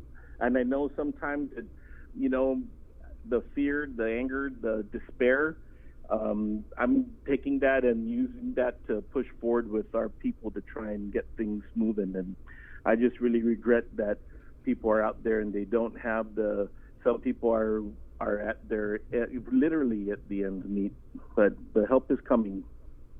Right, and I think that I think part of the anger, despair, frustration, like you'd mentioned, is that people thought it would already be here, and it's not. Yeah. So what are, I guess just LT, let's just get it started here with this guidance that came down from the Department of Treasury. I know that Senator Regina Bisco-Lee had sent you guys some stuff saying that the guidance that was sent out by Treasury that I guess was put out April 22nd shows that you can use the federal money that we got. It's over $117 million for financial assistance, for feedings. And so I think yesterday what a lot of people were thinking ahead of the press conference was that, oh my God, the light at the end of the tunnel is here. We've got the guidance. It says we could do it. But then kind of balancing that with the governor's response, which was, hey, we're still looking at what we can do with this money. We know what we can't do. So, I mean, I feel like the frustration, the anger, despair, was on a simmer before, but now it's kind of boiling over. And so I guess just where are we with using any of that $117 million for any type of bridge local aid? We're working out actually some pieces to get things out. I guess the difference between this situation and what would happen in the typhoon is we could normally just open up centers and people can walk in and they can bring paperwork and we can get a jump start and push things out. So we don't have that available to us right now, and what we're working on is the active go around to try and open a pipeline. And the aid package, the guidance that Treasury puts out is we can, for the other states that have a local program, they can use this to reimburse themselves and put more money on the side to continue their local programs. And we don't have a local program. And what we're doing is yesterday, our team was on a call with the director of the unemployment insurance program for the federal government. And we've put in a draft application. We're waiting for them to approve. And we're basically trying to create a program in a few weeks that has been existing for years and years and years. What we're looking at actively really is using that to come up with some assistance that would be in addition or in advance of the regular unemployment. And so it's a little complicated, but we're working on a plan, and I'm hopeful that we can announce something in the next couple days on the method and means to try and get this through. For unemployment assistance, right? Is that what you're saying? I would tell you that I wouldn't call it I would say that probably it would be assistance to the unemployed, but you cannot use the money to front the unemployment program that is funded. Right. If you do that, then that portion that you use from this funding source won't be available for anything else, right. And then they'll reduce the allocation that we have for unemployment down by that amount. So it's a little tricky, but right. We're trying to be very aggressive to push it out. And then there's an opportunity, and you know what I will do? I'm going to come back on with you in a couple days to give you the details that we're trying to work out. I don't want to preempt it because we're working on something to try and meet that intent. So, but I promise you, I'll call you first. Okay, nice. Since there seems to be these, the governor stressed it over and over during press conferences about this roadblock with the federal government in terms of not approving certain things with the stimulus check. We're still waiting for the approval for the implementation plan, the U.S. Department of Labor, etc. What conversations are you guys having with Congressman Michael St. Nicholas? Because all we see is, him complaining about the local government, but are you guys... He talks at us. Say that again, LT. I said my observation, he talks at us. Talks at you? So yeah. There have been listening conversations? It's hard. We've had some conversations with some of the committee staff, I know the governor and him have communicated directly in the past, but nothing that, for example, on the rebates, he keeps shaking the tree and, talking about 2019 versus 2018 filings. Mm-hmm. Most people haven't filed 2019 since the U.S. Internal Revenue Service pushed back filings until July. Right. So if you're only going to rely on 19, many people are not going to get it. So what we're doing is whoever came in 19, we process and then we rely on 18 for everybody else. Right. And I mean, LT, I feel you. I really pay attention. I pay attention to, what you guys are doing. I pay attention to what the congressman is doing. And you're right. He is talking at you guys through Facebook posts. And frankly, it's ridiculous. It's ridiculous that the congressman's time and energy is not spent in helping our people of Guam. He's not calling Treasury. He's not calling Department of Labor. He's not going there. He's not banging on the door saying, hey, what's going on? And my people need this yesterday. He's not. Instead, what he's doing is going on Facebook and, the local government sucks, and the local government can't be trusted, and the local government, and so I see it. I get it. I don't understand why that flies. I don't understand why people think that he's actually doing something when we have the governor saying yesterday that she can't even get a call back from Treasury. So these issues that you talk about with the federal government not coming through, I mean, everyone's having the same problem. But to me, when I hear that, what I automatically think is we elected a man and sent him to Washington, D.C. to represent us to the federal government. And sometimes I feel like our congressman, as intelligent as he is, has got it twisted. I think that he believes he's the federal government's representative to us when, he's supposed to. And so it's really just petty. And I see what you're saying. He's trying to snitch on the local government and stuff and hate on the local government. But really, at this time, right now, you want to do it? Doesn't matter because people just need that cash. Yeah. And that's the bottom line. And that's what, pretty much motivates me in the morning is to every day that goes by and it's a big frustration and just trying to push it down so we can really open that pipeline is what my motivation is and my top priority. Chris, can I bring up another issue with you and Sabrina? Please do. So, last week I was somebody texted me that I know that actually got sick and recovered from the virus, and I just want to read to you the message that she sent because in all of this, and I know people are looking at all of the things they need to really sustain their own household. I wanted you to read you something from her, okay? And this kind of I just think that if I read it, it's the best. It says, "Good afternoon, Lieutenant Governor. I hope all is well with you and the family. With all the COVID-19 recoveries blessing our island, I wanted to make a suggestion, if I may please. Can your administration create an outreach or a PSA about being compassionate and kind to those who were COVID-19 patients recovered and cleared?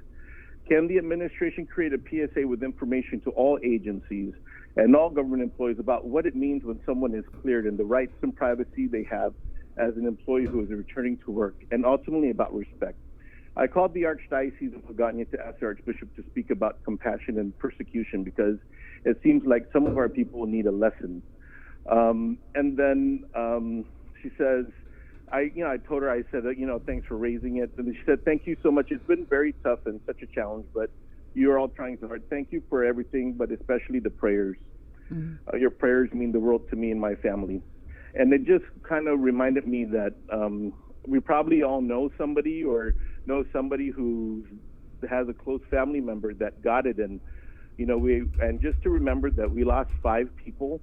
And now we have, that was out of now 144 people. And there is a real life thing. And, for those that are living with the stigma or trying to, adjust to this new reality, I just wanted to ask everybody to, remember them and remember that they're people, they didn't do anything outside of their normal life that put them into contact with the virus. And now and since we have a few more yesterday, we know it's still out there, although the tremendous work that the people of Guam have done to really bust that curve down, especially with the media pushing out the PSAs, even in advance of the government's PSAs. You guys were the first, actually, when you see it. It's making a difference. So now with these road closures gone, and and people are itchy. They want to get out. They want to talk to their friends and family. I guess start getting people to think as we try and pull these layers back. I think we also should start doing some certain things, like when we're able to go in and dine in, for example, in a restaurant, or when we are able to visit our compadre. I think people should start thinking about, having a notepad or keeping a log for themselves about where they've been. Because in the future, if there is a wave and we find it, it'll be much better if we know where we were to try and reduce or eliminate our exposure. And maybe, I've been thinking about trying to open up some opportunities or maybe some tools people can use. But, I'm working on the layers of the government and the economy coming back. Those are things that are coming up, and I just think that right now, as individuals with our responsibilities to our families and our loved ones, we just still need to be cautious. You know how it is, right? Every time everything we're good, even in Chamorro culture, things subside and we start doing things, then boom, something happens. You ever guys grew up with your mom or your grandma telling you, don't go during Holy Week to the beach because something might happen, and something does. Same kind of thing here. Even though we've been making progress, be careful. We're going to have, this is a new reality that we're living in, Anyway. Yeah. Well, I do look forward to seeing the recovery interviews that you guys are going to be rolling out during the press conferences. So that'll be nice to see. Yeah. And I hope we can figure out how we can do, maybe we can do Zoom, or we can figure out how you guys can get out of your studio. I don't know. We better talk about that. Mm-hmm. Yeah, I mean, we're definitely down. Those are good stories to get out, LT. I want to go back to what you had said about local assistance. So just to be accurate, you're trying to say that you guys are working on a program to give cash to people who are unemployed, but it would have to be separate from the PUA and the FPUC. And so I'm just thinking out loud here.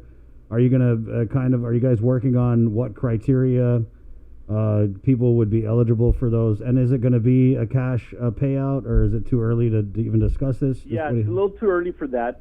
If you go back to, the governor the other day, she thought, because the question in the news conference was, what did you think of Senator Regine Bisco-Lee's proposal? And the governor said that she was on point. So I'll just say that right now we're looking at different ways to try and meet that intent, and give some more help to people on top of the help that will come.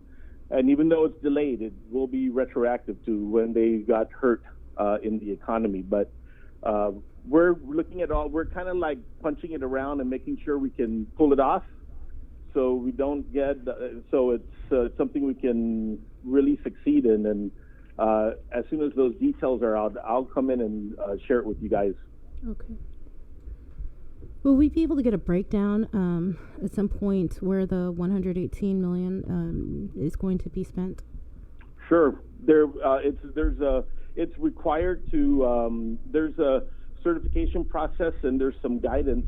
Even that, the guidance on the 117 is just trickling in. They tell you what you can do, what you can't do, but there's still gray areas. So yes, what is required, all of it. We'll submit that, of course, to you guys as soon as it's done. Just for clarification, is it 117 or 118 or? I think it's 117.9. Okay. But I'll give you an example. Like if things can be covered from FEMA, then they're discouraging you from using this pot of money. Right. Because if you use this pot of money, it's just it's unprecedented, and it's kind of like the struggles that are going on. I was on a call with lieutenant governors around the country on Friday, and huge frustration, including with the states that have unemployment programs stood up, and the Fed side is not kicking in either, and there's a lot of anger in other communities that we're all dealing with right now. Mm-hmm. Where are we with the homeless? Yeah, LT, what's going on with the homeless? This is just, I mean, it's almost at the point of ridiculousness, frankly, because we've heard about the plan, and maybe that's it. And some of the guidance, I mean, some of the money from the 117, Right. actually, I Yeah. read the guidance that it actually could be used for homeless. Because we keep talking about the plan, and you know, I know it's a plan. We talked to Ray Tapasnia Agora last week, and he seemed to indicate that moving him over to Paseo was essentially a done deal. And the governor then in the press conference said that maybe a week and a half. I think that's what he said. If they're repairing it right now. Okay. So they're in there. They got the materials to clear out those bathrooms.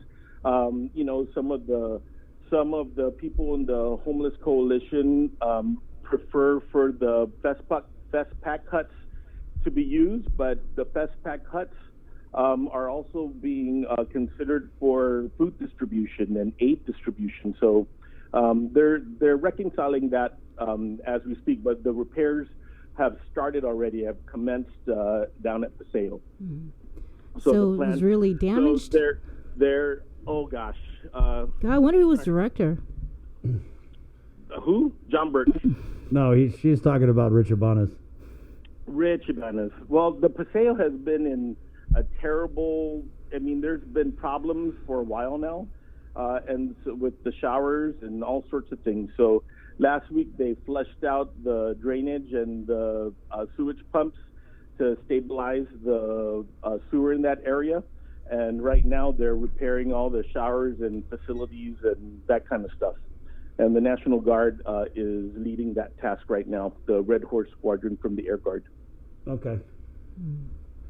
So there'll be more details revealed in the next few days. Right. Do you need us to work our wand magic on any of this, LT? Because we've got wands. Make sure make sure that it is a sparkly wand. Oh, it is sparkly. I got a sparkly one, and I have a organic wood one. And since we're probably not going to be able to have any Pride stuff in June, make sure you get a rainbow wand. There you go. There you go. Thinking ahead. Practice that wrist action. Right. My snap, you mean? Yeah, that's right. I got it. By the way, is there anything you could tell us about the economic recovery plan that's going to be unveiled on Thursday? Just that so far, I just say that we have lots of industries are coming up and have been submitting phased-in approaches and recommendations for the phasing in of opening the economy, and our plans are taking into consideration all of those, and I think that it's been pretty constructive coming from the chamber and other sectors. And Thursday, I believe, is when we're looking at trying to start rolling those out. Okay. Yeah, and so I'll give you some insight, guys, when I can. Okay. And again, the public health emergency, the governor announced yesterday that it's going to be extended for additional 30 days. But there was something else that she said. Public health. So I would say that we're likely going to, just like the U.S. government, we're likely going to continue to be in a public health emergency, but with, and just like you're seeing in the States, certain restrictions lifted. So yesterday, the governor lifted the road closures, and you're seeing that today. And so you could expect that even though public health emergency will continue, there will be certain things that will be released based on capacity that we have in the medical side to respond to any future or current outbreak, and then the number of cases coming in. Okay. All right. But we're in a pretty good place compared to some places, but definitely not a place where we want to. This is not an end state. We're only at the tip of trying to get things moving so that people feel safe in their homes and nourished in their homes. LT, so when you talk about testing and the gradual reopening of non-essential businesses, I know you don't want to reveal too much, but can you just maybe give us a little hint on what types of non-essential businesses would be among the first to be considered for gradual reopening measures? I will do that for you Thursday morning, guys. We tried. How about if I alakazam, alakawoo, answer my questions? Is it true? Can you see him on Facebook? Because he's having fun with the wand. I just like the wand. Well, you know what, Chris? This is a new side of you. I say just embrace it. Take that one. Hey, I'm owning it, man. I got two. Thanks for everything you're doing, and I know this is a difficult situation and not the best, but you know, you're giving in many ways. You're part of the front line, and whatever you can do, I just say, you know, guys, we'll get together and let's just make things better each and every day. And I gotta re-ask here just to reaffirm the commitment that you had committed to us and our listeners that we're going to redo Easter after all this is over. Yeah, I definitely think I will go out there and I will not be the Easter bunny, but when we can, I'll have a lot of eggs. Okay. All right. Thanks, LT. Thanks, guys. Yeah, appreciate it. Thanks for everything you do, and please stay safe. You too. We'll talk to you Thursday morning. Wash your hands, yeah. Thank you. Bye-bye. Okay, thank you. Bye. Lieutenant Governor Josh Tenorio there with an update, 8:32. For those of you who are asking in the comments, we didn't get to ask him this time, but we had asked the Lieutenant Governor when he had first called into the show why he wasn't at the press conferences, and kind of what he said was the governor's got a lead, you know, so and our response was, well, like, hey, if what you're working on, you know, give us a call every week and kind of share it with the people, because, I mean, he got fans. So that's why we get the Lieutenant Governor on. It is a weekly commitment. It's usually set for Monday, but there were some things going on that they had meetings about. So I'm just glad he was able to call in for you guys. 8:33, we got to take a little break. We got Sergeant Paul Tapao, the Guam Police Department.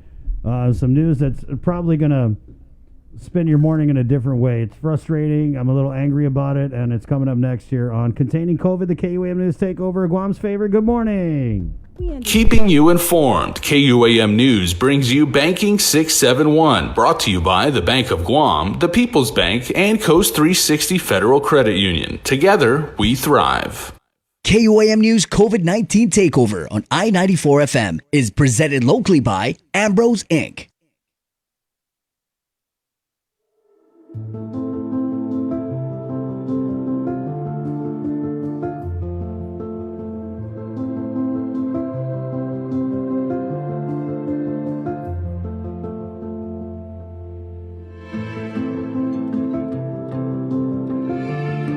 Be healthy. Be informed with ITD. New self-storage, conveniently located near the Harmon McDonald's. We offer affordable rates, online payments, and auto bill pay for your convenience. Plus gate access daily from 6 a.m. to 9 p.m. Call us today at 648-7867 for more information.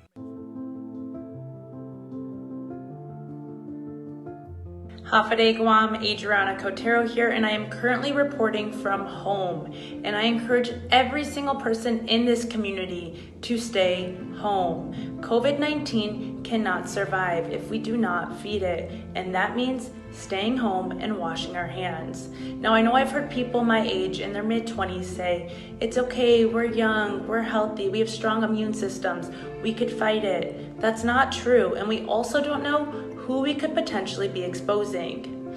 The only way that we can fight it is if we stay home. It is our duty to stop the spread and to stay home. Be safe, Guam.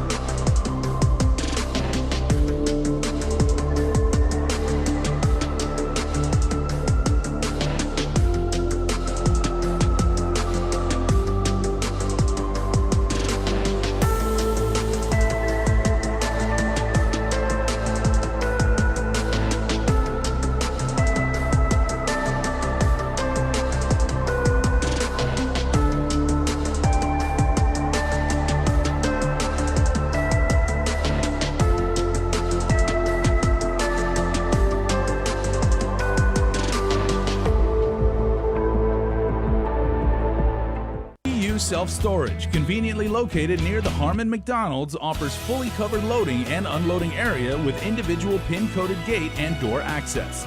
Call us today at 648-7867 for more information.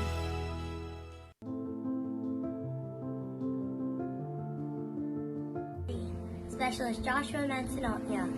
I can't wait for him to come home. Keep us safe and stay home. I miss my daddy, and I can't wait to see him. So keep us safe and stay home.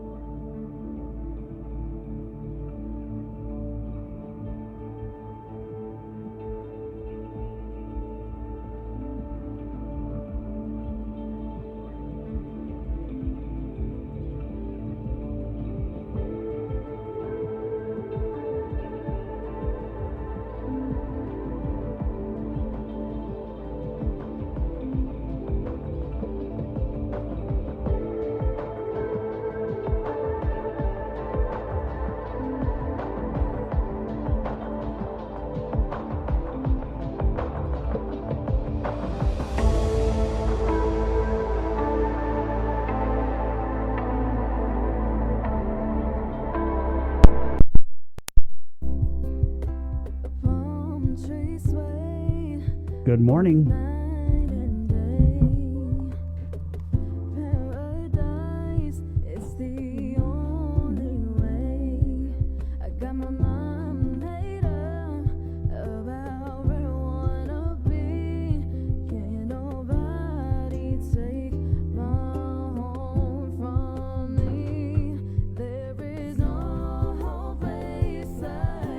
All right, let's do it. K-Wave News Takeover, Guam's favorite. It is containing COVID, and it's proudly brought to you by Ambrose, IT&E, and Kalu Enterprises. Bank of Guam and Coast 360. There you go. They're bringing our Banking 671 moment here to the show. It's 8:40, the 28th day of April. Kind of what you need to know. The governor has said she intends to extend our public health emergency for at least another month. Okay, and we're gonna do news. Running a little bit behind on the news for this hour, but we got a lot of Bree's like, no, we're good. That's good. So let's get Sergeant Paul Tapao, the Guam Police Department, onto the show. Good morning, Sarge. Hey, Hofferding. Good morning. Good morning. You guys been busy, I see. Small kind, somewhat. Small kind. It's the it's the dues that we have to do. So yeah, it's expected of the Guam Police Department. You know, one of the unfortunate things we've been hearing is about these school break-ins, and we're not talking about one, and we're not talking about one time for certain schools. So why don't we just start with, I guess, Inrohan Middle School. You know, I'm slowly gathering the reports. We've been doing some compilements, and our focus was pretty much here in this side because, you know, I'm attached to the Central Precinct Command, and you know, I was speaking to the district commander, and yes, you're correct. You know, we are seeing an uptick in school break-ins. It's been reported. I know Adriana did a story last week regarding the break-in at the Weddingale Elementary School, and you know, she's been pressing for more about what was happening at MU Lujan. And these are some of the schools that we're mentioning. Even Asumbo Elementary and Middle School, I believe, are also victims of burglary and school break-ins. GW. We did report about the burglary and, of course, the arson. We're working closely with Guam Fire in this.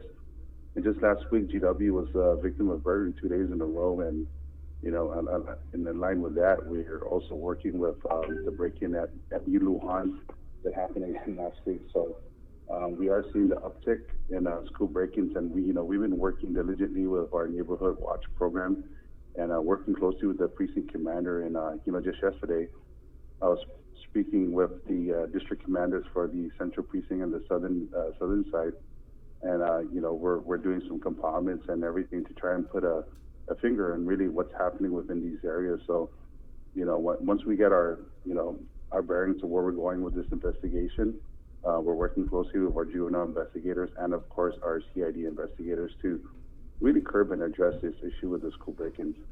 You said JIS. Is there a reason to believe that a majority of these school break-ins are from knuckleheads? We're looking at the entire community because really, when we look at crimes of entry, there's always has to be an MO behind everything. Whether they're going to commit theft, high-end goods, high-end products, and so forth. Back in the heyday, we saw break-ins that involved that of copper wire theft, and of course, we've associated different types of MOs with different types of school break-ins. Some schools were just being broken into just to be vandalized, and what we've been getting and gathering from a lot of the reports, a lot of it is really vandalism. So, when you associate that with adolescent behavior, that's one thing, and that's one of those precursors that we look for. So, working closely with that, with our investigators, this is where our patrol officers who generate the preliminary report find the evidence to lead us to where, or the findings that are left behind to lead our investigators as to where we are moving with the investigation. Mm-hmm. You said arson. Which school was there a fire at? That was GW. That was reported a few weeks ago. And we're working closely. We've been getting a lot of tips that were generated to the Guam Crime Stoppers regarding this. And, we had a meeting, command staff meeting, and I've been following up with our criminal investigation division. And, they've been moving with the leads that we're getting. So we're working closely with them because there's two sides to this. There's the school breaking aspect and, of course, the arson part. So I reached out to, firefighter to Kevin Riley, and we're working closely with their arson investigators in determining, of course, the causation of the fire and, trying to apprehend the individuals that were responsible for the school break-in and the school fire at GW. Mm-hmm.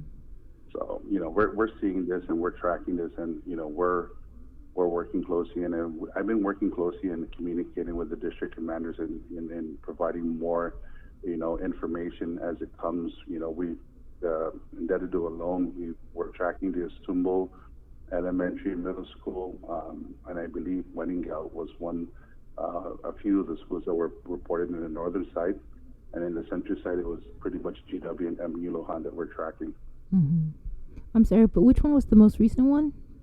The recent one was last week up at Zonia, MU Lujan, which was reported last week Monday, and GW was Thursday and Friday. Now, GW, again, is unique because, we're looking at vandalism, and one of the school officials had given the estimate, damages, and we're looking over $20,000 worth of damages that was done to the school. And just for GW?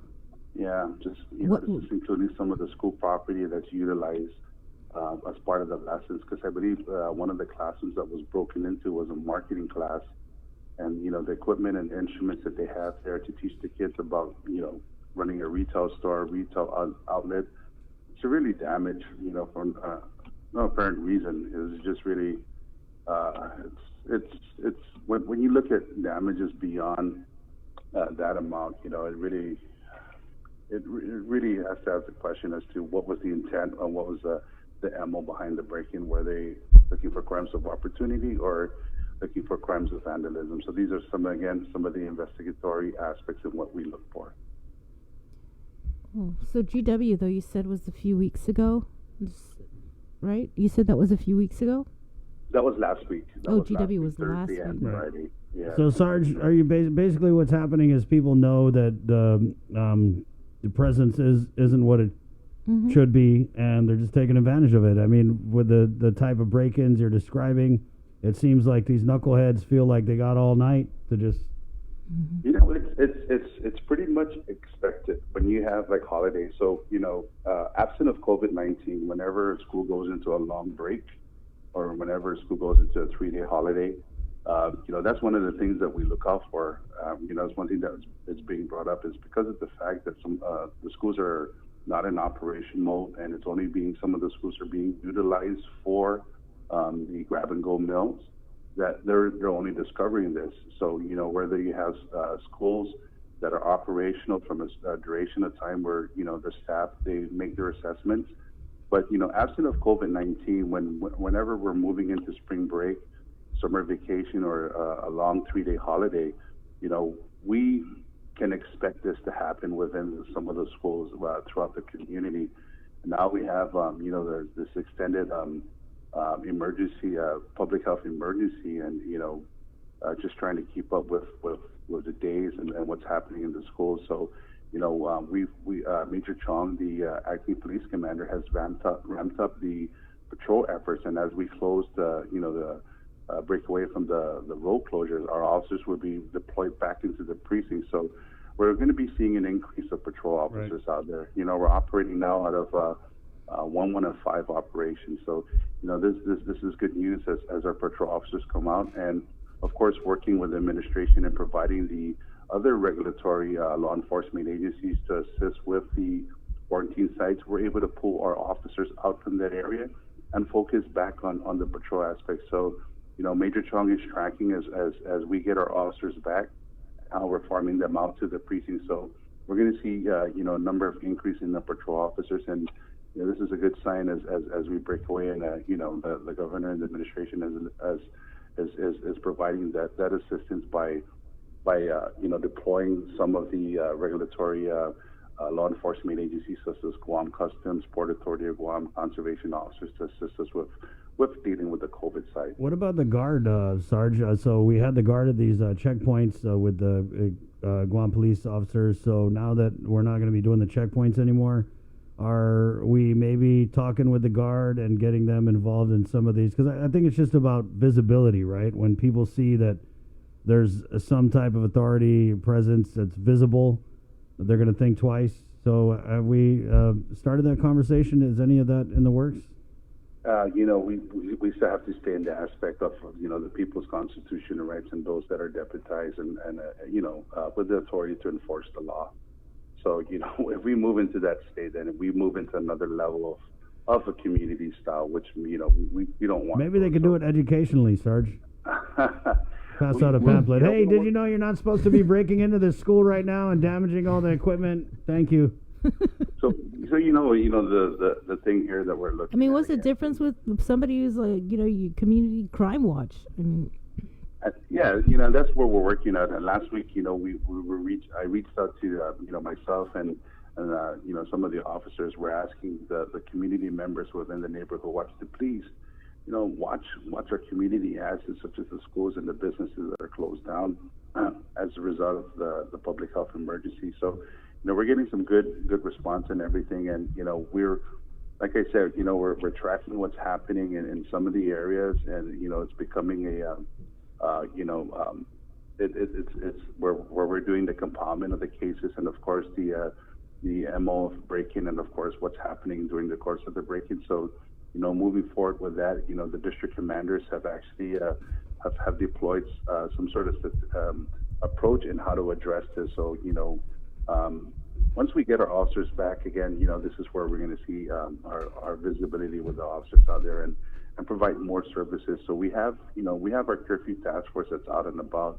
So that's paid its great deal with curbing the curfew the hours, as the numbers have gone down drastically, and we report on that. We report on that with the Guam Police Department alongside with the Joint Information Center about the the downward tick with the curfew violators. So, in working with that, our officers that are attached to the curfew task force are also going into the parks, going into these public areas, doing periodic checks within the schools, and sometimes it's hit and miss. Either we're there and we're able to apprehend and prevent a school break-in from happening because of the presence, or we may have not seen the opportunity to deploy our officers in these certain areas. But nonetheless, these are things in which we're going to take into consideration of the time and everything. So there's a lot of things that go into addressing these issues. So, we're working towards that. Sarge, there was a couple comments here. Utilize the various village chats. I know you guys have continually asked the neighborhood watch groups to step up and to be vigilant. And then someone had also put, my friend Glenn put, and the parent PTOs. So I'm wondering who's calling in these burglaries and these robberies. Is it people who are associated with the schools, or is it just you guys? Okay. Yes. These are school officials within their respective schools. Right. And, GW is a spot for the grab and go. So, the operation and everything, this is where they're discovering the break-in. So, And then, Sarge, the layout of GW, because I went to high school there, it's such that somebody could break into an area and not be visible from any of the roadways that are around that school. Yeah, it is. That poses a challenge and everything. And, where people are transiting to and from, we ask the community to be the eyes and ears, but you're right, GW is a big school. I know you were the ruler of the school. You were one of the goalies, so only in sophomore year, only in sophomore.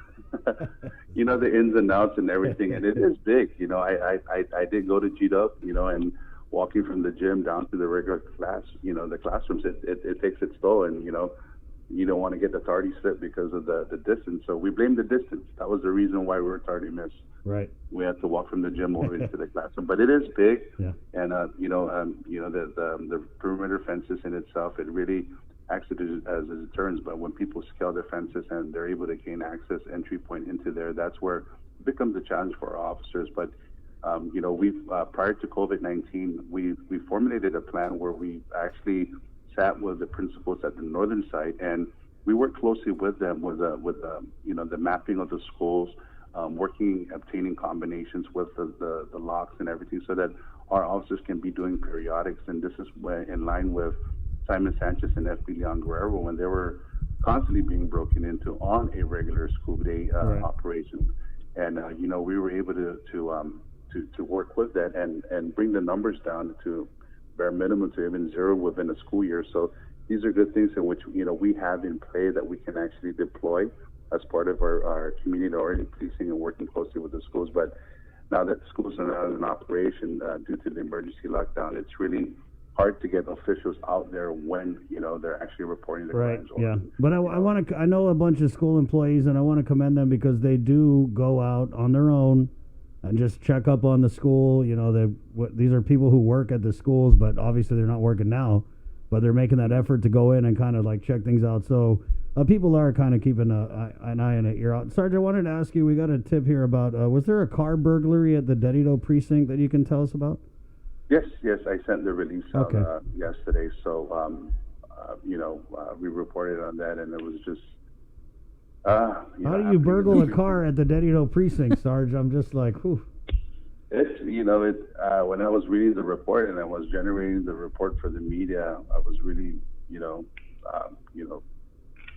I can't really explain the mindset of the individual. And takes balls. It's like playing Russian roulette with, are we going to get caught or you're not going to get caught? And it just so happened that the off-duty officer was in the right place at the right time, but could have prevented more car break-ins. It actually prevented more car break-ins. So good job. And let's end on that good note there, Sarge. Thank you so much for your time. Thanks, guys. Stay safe. Happy belated birthday, Sabrina. Thank you. I'll give you my list when you're able to go in front of the line. So. Thank you, Sarge. All right, Take care. All right, 8:56. Sergeant Paul Tapau. Let's keep it going here. He's been on the line. Frank Mansell from FEMA. FEMA Frank. Good morning. Frank. Half a day. Good morning. I hope you didn't cramp from holding on for so long. Well, I'm so sorry to hear that the crime rates climb when you've got such an issue going on that people take advantage of that. That's unfortunately human nature, and unfortunately that it raises its ugly head during these periods. There's an old saying about idle hands. Yes. So, Frank, we just wanted to get you on the line to give us an update on everything that's going on between FEMA and the government of Guam. So what can you tell us? Well, we're continuing under the unified command structure to talk with the civil defense folks, the Homeland Security folks, public health, surgeon cell, and collaborate with them to see what their needs are and support them through anybody that we have on anything we can lay our hands on. At this point, it's predominantly inventory and logistics support in PPE, test kits, things like that, and getting those out and delivered and into the hands of the territory here. We are right now speaking a little bit about tents. but that's still under review and discussion with the Homeland Security folks. Tents, are these for individuals or Are these for homeless people? These are the homeless tents that we've been asked to review and to consider the request. And what's the timeline on that? Because we've been asking the local government about them standing up this place to shelter the homeless, and it's been several weeks now, and they're saying that, we just spoke to Lieutenant Governor, he said, it's because we're repairing a Paseo. But is there any type of holdup on the federal government's end? I don't know that there is. I know that there's, and this just came to my attention the last couple of days, but anytime we get a request from the government, it runs through channels, and it involves an ask and justification and back and forth, and get it into the hands of folks as soon as possible. So when did they ask for the tents? I just came to my attention a couple of days ago. I don't know. It may have been going on before then.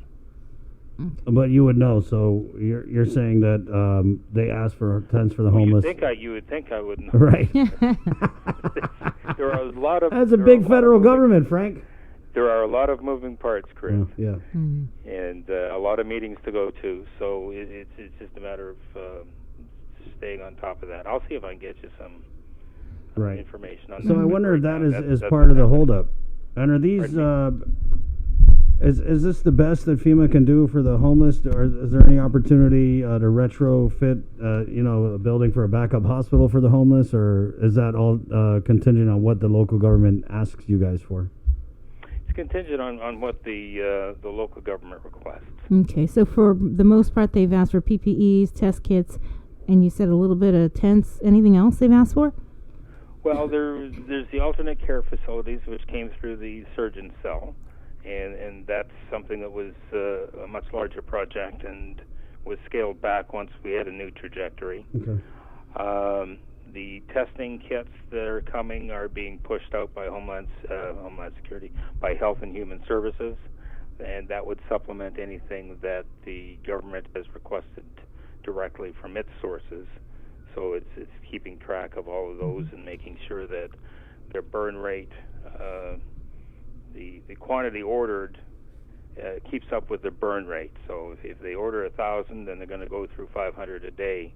We had better be one or two steps ahead of them to make sure that they have supplies that won't slow them down. So how many of the test kits is FEMA providing through HHS to GovCom? Well, through HHS, those are being pushed out through Health and Human Services every 2 weeks. So we're pushing out a prescribed number every 2 weeks. What's that number? That's called a push. Mm-hmm. We're thinking about 1,200. So for a total of 4,200 a month, right? Every 2 weeks. So more like 2,400. No, okay, yeah, right. Sorry, I'm not that great in math. So 2,400 a month. And has this already started, or it's starting? It's already started, and we're expecting an order yesterday. So we're just trying to track that and make sure that it's arrived, accounted for, and then passed along. And as I said, this is in addition to what the surgeon cell and the Guam Department of Public Health and Social Services is ordering on their own. Mm-hmm. How long have we been providing these 2,400 test kits? FEMA? Oh, I would say that it started, well, this could well be the second installation or even the third installation. For Guam or just... No, this would be for Guam. Okay. Now, I would have to check the numbers for you, but I know that we've, middle of last week, we got word that this would be a standard cyclical push. What kind are they? Like, what are they compatible with? Which machines here on Guam? They would be for the AVI 7500.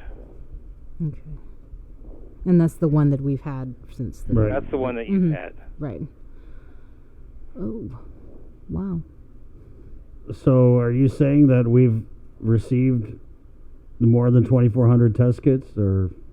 Right. I wouldn't go that far. I would go back and find out exactly when the push started. And as I said, push, and then we're going to talk about what actually arrives in our hands and what we see on the horizon that's coming. I'm only going to give you the numbers of what we actually have in hand and have handed off to the government. Do you have that breakdown that we can take a look at that shows what you guys have pushed out and handed over to the government of Guam to date? Yep. Okay, that would be great. And Frank, it kind of seems like at the beginning of this, working on that old trajectory that we were going to do all these things, retrofitting hospitals. There was a talk about a medical barge. But from what you're saying, it now seems like in aligning ourselves with the new trajectory, the much more conservative one, when compared to the last one, that we're kind of like scaling back on the preparations for what was supposed to be a mass casualty event. Well, you make decisions based on information that you have. And if the information is old, whenever you make that decision, it's current, and you go with that. In some instances, you come across new information before decisions are made, and you say, okay, what is the impact of this?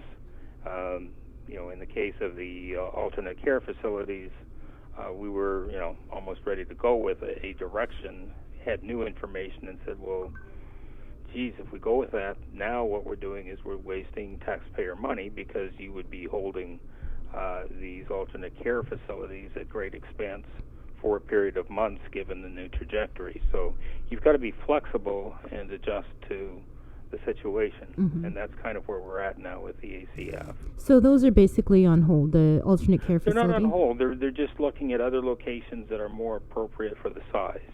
Right. Now, So that doesn't mean that the facilities that have been looked at before couldn't be reactivated. If this thing did in fact mushroom, you would have already done all the research on the previous structure. Right. So essentially, in a lot of capacity. So I know that you'd said that the University of Guam Fieldhouse was being looked at for an arena style setting. Is that no longer accurate? We did have a look at that, and if it were needed, it would probably be a viable alternative. But right now, the trajectory shows that there will be no shortage of beds, even out until November. The fall. But so the equipment, the field medical station, right? FMS equipment. We'll hold those. Okay. They're like in a storage facility, and there's two. There's two. Okay, and that's There's 50 two in beds hand that we can look at. Okay. Put our hands on. Right.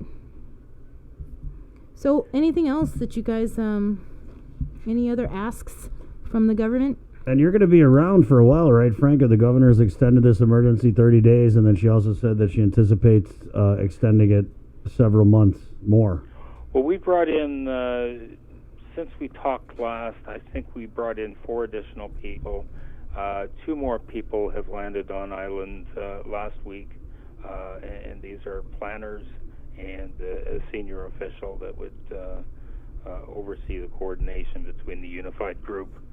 And so we've got probably 10 of us now dedicated to this response. Wow.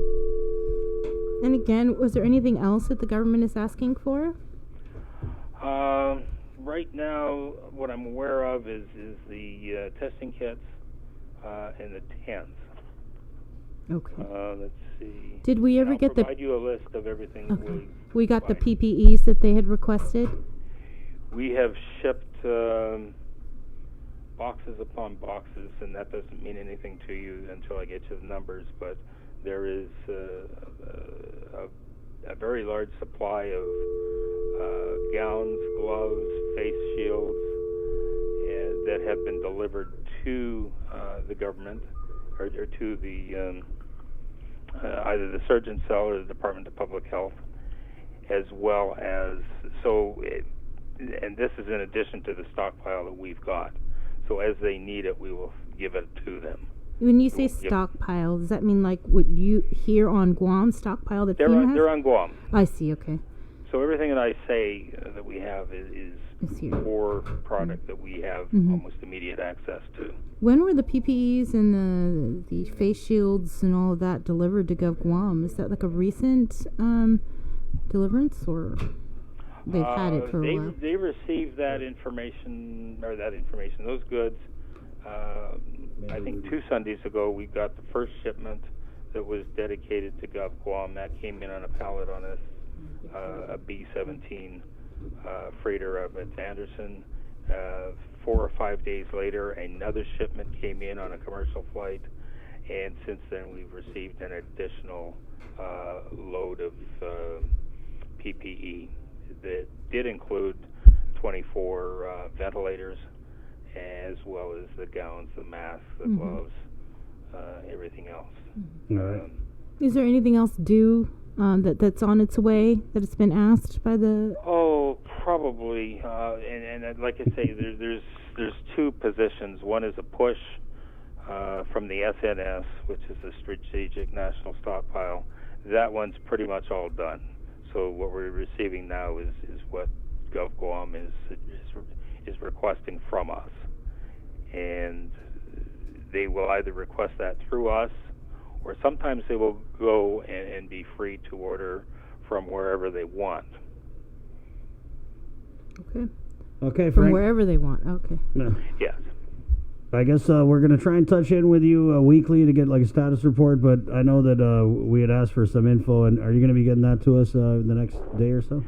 I will get that from our logistics folks. Okay. So what we have in stock and what we have handed over. All right. Okay. And very good. Thank you, Thanks, Frank. Thank you. Wash your hands. I shall. Okay. And to you. There you go. FEMA Frank Mansell. Guam's favorite, the KUM News Takeover. Let's keep it on the phones. I wanted to bring Mayor Rudy Matanani of Jigo on the line to talk about. Good morning, Mayor. Hey, good morning, Chris. Hi, Mayor. Hi. Just to talk about community testing. Now, what they're doing is, I guess they're scrapping the whole plan they had told you about, which was we were going to do drive-through testing at the Jigo gym. That is not happening anymore, right? What were you told about that, Mayor? Well, I'm kind of puzzled because nobody's called me about this. And, in a way, Chris, I kind of just cool down, and it's a good thing. But, one of the things that I did when I was called about having the testing at the gym is, I always want to get support from the Jigo Municipal Planning Council, and I called all of them, and they 100% supported me. But the thing about that conversation with all my municipal planning council is I told them that I would call them as soon as I got the word on when and how everything is going to go. But it's a bad thing when they're not hearing it from me, most especially when I told them that I would call them. It's a good thing and a bad thing again, because it's a surprise coming for my residents to hear it in the news, and their leader not knowing anything about it and not letting, because what I was going to do is I wanted to call the you guys to let my residents know that there will be testing in Jigo. But now everything is scrapped, and I as usual, the mayors are the last to know. They're the first ones to execute things that happen at the village level, but the last to know. That kind of makes me feel bad, that they're not doing what they're supposed to be doing. But, I hope that they do the best as far as their expertise is concerned. And so, Mayor, what are you telling your residents? Because we're obviously not going to do the gym drive-through testing, and now they're saying residents from Jigo go to Estumbo. Today. It's today. No, man. It starts today, the community testing. They're supposed to be the experts here, but I think that's I think that it would be better if they open a lot more, and Zepto and Jigo is the 2 biggest villages, and the more sites that you give for our residents, the better they are, I think. I mean, if you're really trying to test a lot of people, yes, of course. Yeah. But I don't know, if this has something to do with test kits that they're getting. I really think that, I don't know, I'm not an expert, but Have you gone on your chat? That seems to be the What's chat going on to be on. What's going on your mayor's chat? The Yeah. mayor, we saw Mayor Savars had put something over the weekend. Send people to get tested. Tell them to tell public health that we don't have a sense of taste or smell. Yeah, I wouldn't want to be in her shoes. Yeah, but Is you that- know, I is it- think did she it's change because her- of the low turnout. Right, She was yeah. trying to get everybody and anybody to get I tested. support her. you I don't know why people pass that around like it was something negative. But people need to get tested. I really don't think that that's a bad idea, man, because I really think that everybody should be tested. Mm-hmm. You know, I'm still puzzled about these experts, you know. I don't know what their trick is. But, you know, I think that it's always better to have everybody tested. Like me. Hey, I'm passing out food to the kids. I go every day, I go to FDLG and I pass out food to the kids. Have those people been tested? I mean, you know, damn if you do and damn if you don't. They're saying that, you know, stay home. What's the use of staying home when we have people like us, you know, giving kids out lunches and we don't know if we're, you know, that's a bad thing. You know, if I'm infected and I'm passing food out and, you know, nobody seems to, I don't know, kind of mixed up. Yeah, Mayor. I just don't Definitely the messaging has been mixed up. Yes. Totally. I just as a leader, I try not to make things worse, you know, and you know, Chris, I kind of feel bad, you know, but you know, I still have to speak up because I don't want my residents to be calling me and saying, "Hey, why aren't you doing your job?" I'm doing my job, let alone something like this, you know, that's out in the open that I didn't know anything about. You know, they're opening the door for testing for everyone. Mm-hmm. And I don't know, maybe the health people have something as a trick up their sleeves that we don't know about. But Have you talked to I Bob? really don't think so. Yeah, what about Yeah, you guys have a mayor's liaison that works at Adelup former Mayor Bob Lozama. Have you talked to him? Is he like what's going on with that? You know what? Is it because you're a Republican mayor? They don't like you because you're a Republican? Well, you know, Bob was a Republican, then he became a Democrat, so I don't know what he is now. So I don't, you know. He's a switcher. I don't want to get No, into but Mayor, No, but seriously, there's no they gave Bob Lozama. He's getting a big salary. He's supposed to be the liaison between the governor's office and the mayor's council of Guam as a former mayor. But so, what are you saying? You know, I don't know if Bob, and usually, you know, he's the liaison for community affairs. Okay. So I hope that he wasn't sitting right next to the North Sea and whoever had that conversation that we're going to have testing in Dedido for Jigo, Dedido, and they're opening it up to, you know, I have a schedule, you know, that it's going to be open to a lot of other villages, and I don't know if that's such a good thing. But you know, I don't want to interfere in Robert's business because I don't want to get into it. Is he in the chat? The He's WhatsApp supposed chat? to be, you know, liaising with you guys. He is the liaison for community affairs for the governor's office. So. Is this This not is a community testing. Yeah, it's got the word community in it. Yeah, it does. You know, I'm just trying to keep the peace. You know, yes, I am pissed off, but you know, damn if you do and damn if you don't. So I think maybe it's just better that I keep my mouth shut. But you know, it ain't good for the community. Yeah. Right. So what are you telling people? So since this is a done deal, are you going out there with the bullhorn? Hey, everybody, go to Stumbo.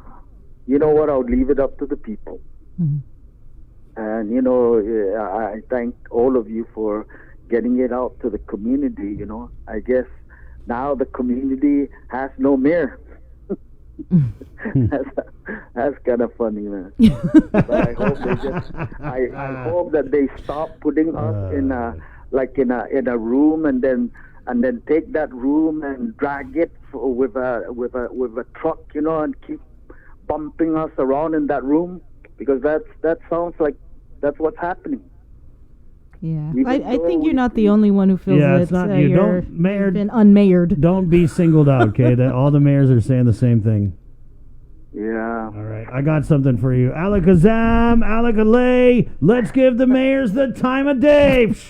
Really, yeah. Thank you, Chris. Alakazam, Alakaloop, let's keep the mayors in the loop. Out of all of this, for the sake of the people that we lead, I hope everything turns out okay. Yes, we all No matter do. how they're pushing us around, or no matter what, the bottom line is we want to keep our people safe. And Jigo needs their own bless testing Guam, location. God bless Jigo. God bless Guam, God bless Jigo. Thank you, Mayor. Thanks, Mayor. Thank you very much. Okay. Have a nice day. You have a great Hope it day. gets better. I will. We'll see. Hey, so can you find out if I can still pass food around to the kids? And give me a call before I go over there at 11 o'clock. Go ahead. Just wash your hands, Mayor. Put glove. And wear a mask. Well, I do that all the Okay, so you're good. Thank you, God Mayor. bless all of you. Okay, God bless you. Bye. Wash your hands, Esta. Thank you. Bye. Okay, so we just got the word here from Janela Carrera out of Adelup. Hoffaday Media Partners, there will be no press conference today. Okay. The governor will be in a series of recovery meetings today. So, there you go. There's not going to be no press conference today.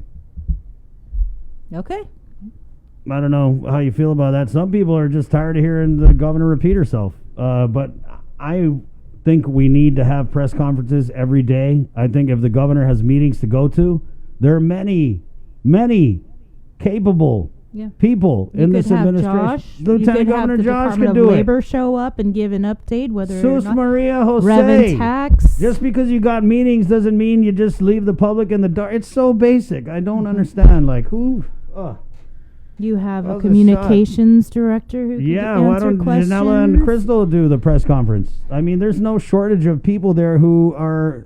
You have a chief of staff. Oh yeah, the chief of staff, 120 grand. You chief have of staff. So anyway, okay. So Yeah, I don't know. No what- press conference. Okay, we'll just whatever.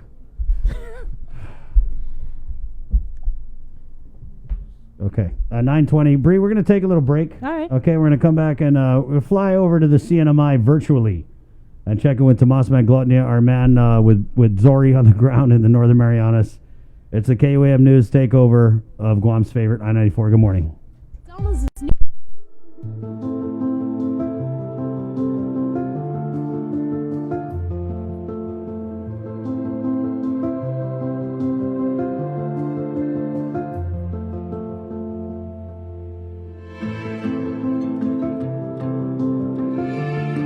Be healthy. Be informed with ITD. KUAM News COVID-19 Takeover on I-94 FM is presented locally by Ambrose Inc. Keeping you informed, KUAM News brings you Banking 671, brought to you by the Bank of Guam, the People's Bank, and Coast 360 Federal Credit Union. Together, we thrive. Be healthy. Be informed with ITD.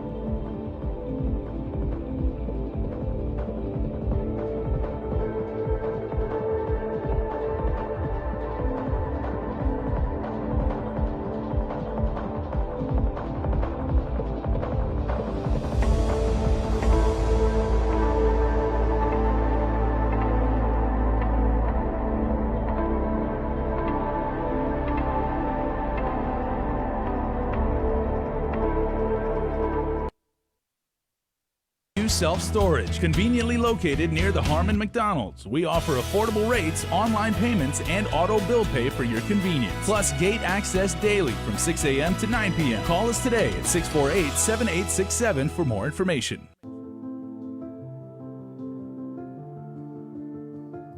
Hafaday Guam, Adriana Cotero here, and I am currently reporting from home.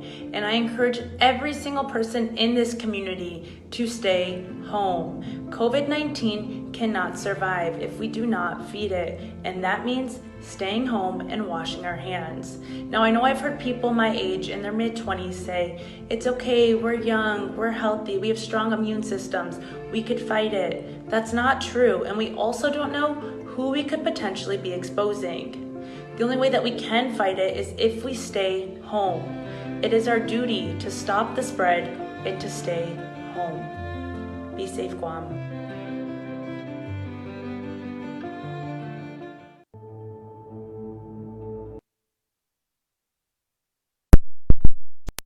Little baby boy, and she's ignoring the fact that she's gonna be a mama, gonna regret when she's feeling back. All right, hey, just to give you guys a heads up, I know we've all kind of built our days around this public briefing with the governor and her team responding to the COVID crisis. However, there's a COVID-19 press conference chat. It's kind of interesting. It's a one-way chat, so only the admins can send messages. I just feel like that's so ironic. And so Janela Carrera, who of course is the governor's communications director, messaged into our chat. Hafaday Media Partners, there will be no press conference today. The governor will be in a series of recovery meetings today. And I wonder if that's going to be their go-to. The dog ate my homework. There's no press conference, because that's what they used Friday. Yeah. And then also there were no press conferences over the weekend. The governor got totally reamed yesterday in that press conference. So is it part of it? Is it that she's tired of answering the same questions? I think so. I mean, what else could it be? Especially if you have recovery meetings. I mean, there are a lot of people. Maybe get Linda, one of the doctors, out there and let them answer without them being cut off, or... Yeah, or let your director shine. I mean, let your director shine. David De La Soul let the lieutenant governor. Right. It's ridiculous. I don't understand the logic behind it. I mean, I do actually get it, is that the governor is treating this like she's a one-man team. She doesn't want the legislators' input. She, you know what I mean? The mayor's in the dark, just like the rest of us. So it is frustrating. I feel you, Guam. 9:25. That being said, running a little bit late, but hey, better late than never. Let's do a deep dive into the day's COVID-19 headlines with KUAM News' Sabrina Salas Matanani. Good morning, Sabrina. Hafaday, everybody. The latest from the Joint Information Center. This is what they released at 9:20 last night. That's the last time they issued a release. On yesterday, they conducted 38 tests. 2 tested positive. There was also an additional test that tested positive from the U.S. Naval Hospital, Guam. So the total confirmed cases of COVID-19 on island is 144, with 5 deaths and 128 released from isolation. With more test kits and machines, Public Health today is expanding its testing to anyone displaying COVID-19 symptoms. Designated testing sites for drive-through and walk-in testing opens today for residents in Dededo and Jigo having COVID symptoms. You can get tested at the Astumbo Gym from 3 to 6 p.m. Then tomorrow on Wednesday, April 29th, from 3 to 6 p.m., all island residents may visit Astumbo Gym for testing. Thursday, April 30th, testing for Central residents will be conducted at the Mangilao Senior Center from 3 to 6 p.m. And Friday, May 1st, from 1 to 4 o'clock in the afternoon, Southern residents can be tested at the Agate Senior Center. The testing is free. All residents are urged to bring their ID. Public Health Director Linda DeNorsi stresses that with expanding testing abilities, this includes public and private clinics, people can call their healthcare providers to get tested, and for those without health insurance can call public health centers or the Public Health Medical Triage Hotline numbers. They are 480-7859, 480-6760 through 480-7883. Effective today, the roadblocks that were set up a few weeks ago as a way to encourage people to stay home have been discontinued But the executive order on social distancing that expires on May 5th will continue for at least another 30 days. Those announcements were made by the governor as she resumed her COVID-19 press briefing on Monday. During that briefing, Governor Lou Leon-Guerrero also said the health emergency order could actually go on for months beyond June 5th. For one, it provides the continuous flexibility to address the ever-evolving pandemic, and also federal programs that have been provided through the CARES Act and the other two packages of financial aid is only able to be affected as long as the public health emergency continues. Meanwhile, the governor won't be announcing her much-anticipated recovery plan until Thursday, which will contain specifics on the phased-in reopening of non-essential business and government services. It was almost a week ago the governor received guidance from the feds on how she can spend almost $120 million in CARES Act funding. Adriana Cotero, during the governor press conference yesterday, asked her what her priorities are with that cash. There was no intention to be hurtful, and there was no intention to be sarcastic. Just that reality exists. Governor, I know Kevin brought this question forward to you, but I feel like it's still a little unanswered. You received the guidance from the Treasury on the $117 million in the CARES Act. So how does GovGuam, within the framework of the guidance, which you have had since April 26th, plan to prioritize the $117 million for financial assistance? Can we get this including, feeding unemployed individuals, small businesses? Can we get specifics on how you plan to prioritize that? Well, like I said, if I can use the money, I will use the money.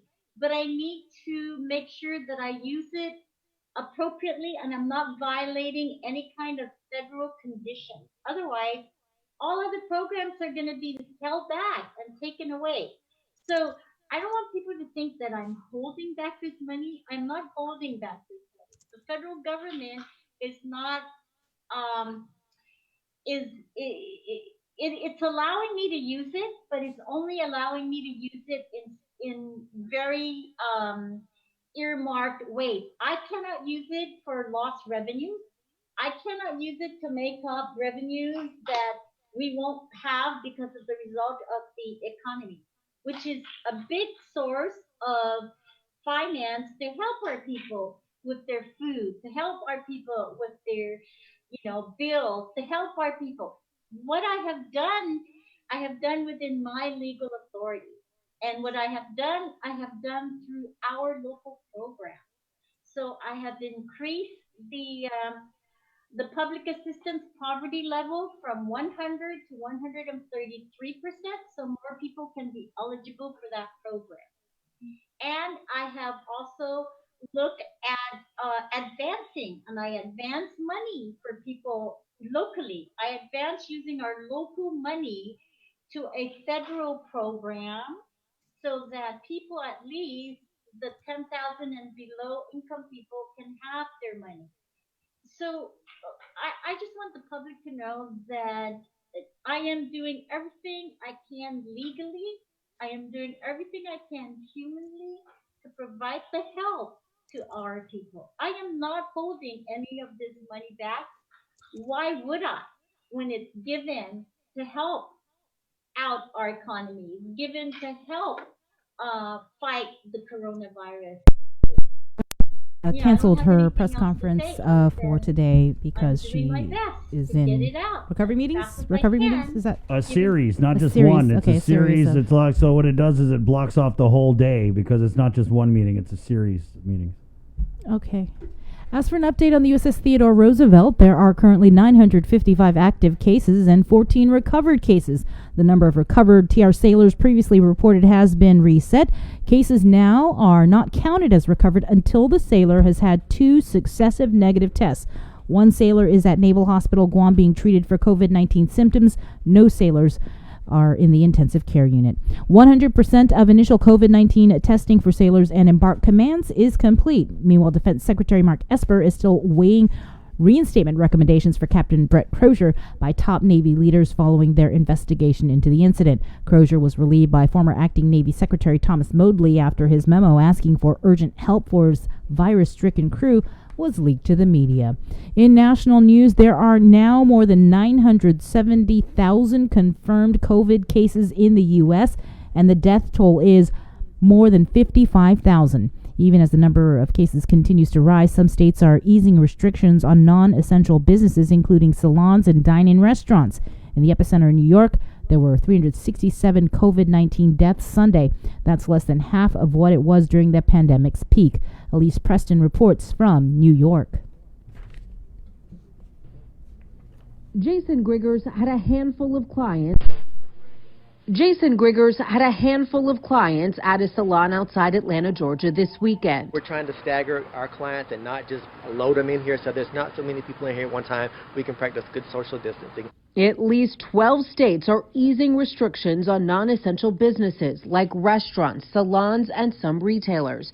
California has not loosened the rules, but thousands still flock to beaches, which were open this weekend. There are a lot of people on the beach. They don't look like they're quite distancing like they should be. Following a rash of outbreaks among meat and food processing plants, the U.S. Labor Department issued new guidelines saying workers should be at least 6 feet apart and screened before their shifts. And the CDC added 6 new possible coronavirus symptoms: chills, shaking with chills, muscle pain, headache, sore throat, and new loss of taste or smell. It means more people can be tested at places that require symptoms for testing. Here in New York City, the mayor announced new self-swab testing sites to increase the number of tests that can be done per day. This will make everyone's lives easier and faster, and this will give more people answers. Another sign of progress, the last patient has been discharged from the Naval Hospital ship Comfort, which will soon leave Manhattan after nearly a month. Open after May 15th. It could include construction and manufacturing, but it would likely begin outside the metro New York City area. And finally, in your banking 671 report for Bank of Guam and Coast 360, Bankers Association members are teaming up to help the community in cashing their stimulus checks. They are allowing check cashing for non-customers at the Bank of Guam, Bank of Hawaii, Bank Pacific, and First Hawaiian Bank. And that is your Banking 671 tip from Bank of Guam and Coast 360. Chris? Thank you, Sabrina. Now let's go over to the NMI, where Tomas Maglotnia is standing by with the very latest. Tomas, good morning. Good morning. Here's the latest from the NMI in containing COVID. Governor Ralph de Langaro Torres and the Commonwealth Healthcare Corporation announcing on Monday that the CNMI will begin community-based testing for COVID-19 at the Saipan International Airport today. We want to share a clip from an update the governor gave a few days ago talking about the aggressive measures to contain COVID-19. Take a listen. President Trump just signed legislation to increase funding so that we can give more businesses to help to pay their employees. We also continue to work hard to address our economic crisis. As you saw in our recent fiscal response summit, we will be doing the necessary but difficult decision to right the direction of the Commonwealth finances after an accumulation of obligations, expenses, and practices that have been left unchecked since the Trust Territory government, which we came from. I will continue to work with everyone from all 3 branches of government and majority and minority, public and private sectors on solutions. Right now, health takes precedence over anything else. We have made decisions based on what we believe is right. This pandemic is filled with unknowns, but what is known is the aggressiveness response effort we are taking to flatten the curve more than the rest of the world. And as CHCC and our team continue to strategize mass testing for our community, we must keep our guards up until we defeat this disease. Again, free COVID-19 testing is available for anyone in the CNMI who wishes to be tested. Saipan residents can now register for community testing. Plans for testing on Rhoda and Tinian will soon be announced. Testing for COVID-19 is not mandatory, though. They're encouraging residents to request a test. People interested in being tested for COVID-19 can visit chcc.gov.mp/COVID19testing.php or over the phone through COVID-19 info line. They outline 5 steps from start to finish for community-based testing. You first request a test, schedule your specimen collection, prepare for the collection appointment, show up to your specimen collection appointment, and then wait for your results. For more details that they outline for the community-based testing is at governor.gov.mp. CHC CEO Esther Munoz says that your identification to bring there does not need to be valid. She says that it doesn't have to be a current ID, that they're correcting it to say just to bring a picture ID. She also tells KUAM this morning that more than 500 tests can be run a day using the Solgent test for community-based testing. Also, on the economic front, the Fiscal Response Summit is wrapping up today, expecting to hear the results from the working groups on how to best solve the structural deficit and shortfall from COVID-19. And more news on the federal response, Chair Grijalva and Reps Gregorio Sablan and Michael San Nicolas are holding a live-streamed roundtable this Thursday, tomorrow Standard Time, on how Congress can address serious problems with the Trump administration's response to COVID-19. We also wanted to give the latest numbers as of April 27 from the CNMI. 14 cases of confirmed COVID-19 still remain, with the pair of deaths and 11 recovered cases. We'll be speaking with Dr. Norma Atta from the Medical Associates of the Pacific at 3 p.m. today on KUN Facebook Live as well. Well, that's a lot of information. Good job, Tomas. I wanted to start with the community testing. And so that starts today, and you have to make an appointment first. What if you're, and it's open to everybody, but what if you're feeling symptoms? I mean, how do they... So, yes, I did follow up on that, and they're again implementing the same rules as even before community testing happened. So to call the info line, and go to and get directions from there. I am on the website that they provide for the COVID-19 testing available for Saipan residents at this time. And I myself am not going to register as of this moment right now, but I'm looking at the form myself. They ask 2 questions. Are you experiencing flu-like symptoms such as cough, fever, and shortness of breath? And you have the option for yes or no. And the second question on that form is, are you over 65 years old or suffering a serious chronic medical condition? And then the options are yes or no. And then you put in all your information, date of birth, the village you're in. And I believe they're limiting per car 4 people to ensure that social distancing can be still in effect, and also that the fluids that are being collected are able to be done so in a safe way. There's no questions like you live in a household where somebody tested positive or is exhibiting, flu-like symptoms. I guess so you just fill out the form. There's no interview. This is the form that's on the website. I haven't tried calling the CHCC info line, but the link that they gave on the website has those 2 initial questions, and then tells you to submit the form. And yesterday they did a dry run with the first responders and had their first drive-through test yesterday. So is that on Facebook, or did you hear how it went? Yes. They produced about an 8-minute video on Facebook that they just released a few minutes ago. Did it have the music there? Because I noticed maybe our governor, they need to put music under her. Because when you got the CNMI governor, he has that Top Gun music playing. To me, that's just too much. It's too much. I'm being sarcastic. Yeah. Yeah, and I asked what happens if someone were to get positive from the drive-through testing. Right. They said that the individual will be notified and they'll be quarantined at Kanoa as well as contact. So it's basically all of this to say is that the process that was in the process for containment now still applies. It's just on a larger level. And you said they're able to run 500 tests a day. I wonder. Yeah. Over 400. Over 400. And this is just for surveillance, right? That's correct. They're using the Solgent test kit. Yeah. Oh, them pesky South Korean ones? Yes. Yes. I think is that what we're calling them? Yeah. That's what he's calling them. Yeah, and so as you guys know, 40,000 out of the 60,000 that we're expecting are already on island, and so folks are going to. Again, it's not mandatory. It is free, and right. The Task Force Chair Warren Villagomez is encouraging everyone to in his words, take advantage of the opportunity. Right, it's free. That's what I was saying. Our public health to do it. They need to promote it as it's free. Hey, get your free COVID-19 test. And people are like, "What? It's something free?" And you swab them before they even know what happens. Yeah, and it's definitely also talking about residents on Tinian and Rhoda. They plan to bring drive-through testing there very soon, so we're waiting to also hear on that because, of course, Rhoda and Tinian residents are also impacted. So. Oh yeah, well we're rolling out our community testing today. I feel like this is a competition. I know, but we are, Tomas. We're rolling out community testing now. I can appreciate what you said. You guys will have the ability to run the 400 tests. Well, we heard the same thing here about 258 tests. And I don't know how people are just letting it slide. But last week, the governor said, in order to reopen our island, we have to test a lot of people.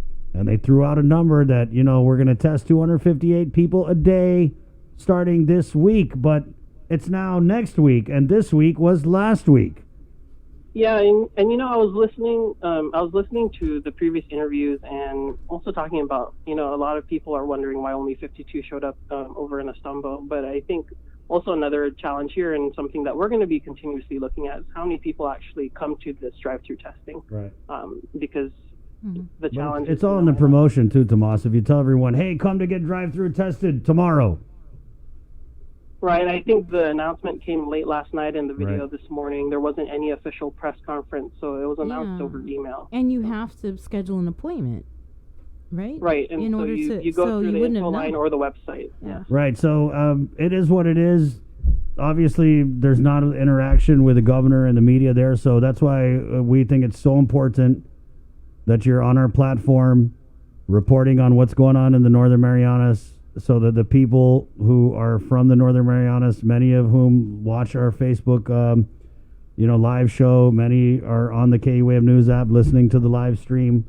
It's important that you come on here and you tell them what they got to do, because if the governor's office is, putting out an email with a 14-foot long web address, it's probably not the widest net that you could cast on this. So, again, if you just could, in recapping, Tomas, what do people got to do to make that appointment to get tested? All right, so the first step they're going to have to take is to request a test. So they can do this again at chcc.gov.mp/COVID-19 testing.php. Honestly, I think, that's a long address, but if you want to just get to the general page, the governor's website also has that information. So that's governor.gov.mp. That's a bit easier to remember. I believe it's also on the screen for Facebook Live and on TV. But so you're going to request that, and you're going to, if you don't have internet, they ask that you call the info line. There's about 4 numbers. The first of which is 670-285-1352. We're going to provide all of this information on, of course, on all of the KUM platforms. But the first major step is to request that test, because you have to have that appointment. My understanding is they're not taking just any drive-through person. You have to request that test. Because that would just be too easy if we just did drive-through testing. That really was drive-through testing. Yeah, I think they're just trying to, control the crowd. If there is a big one today, definitely wanting to know. Going to get those numbers as to how many people came today, and also get the hours of appointments. I'm not exactly sure if the release included what hours of the day the appointments are going to run for, and if it's only on weekdays, and all that other information.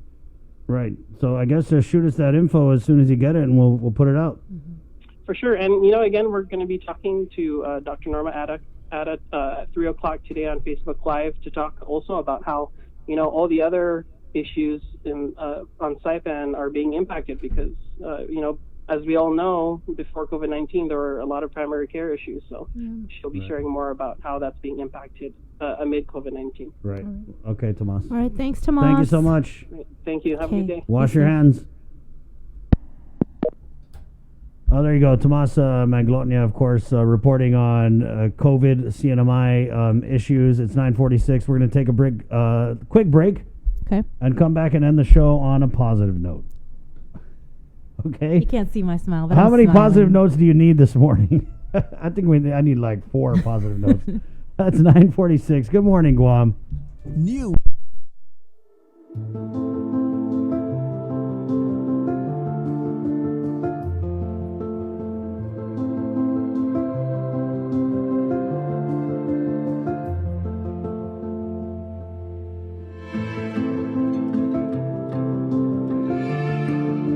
healthy. Be informed with ITD. Keeping you informed, KUAM News brings you Banking 671, brought to you by the Bank of Guam, the People's Bank, and Coast 360 Federal Credit Union. Together, we thrive. KUAM News COVID-19 Takeover on I-94 FM is presented locally by Ambrose Inc. Be healthy. Be informed with ITD.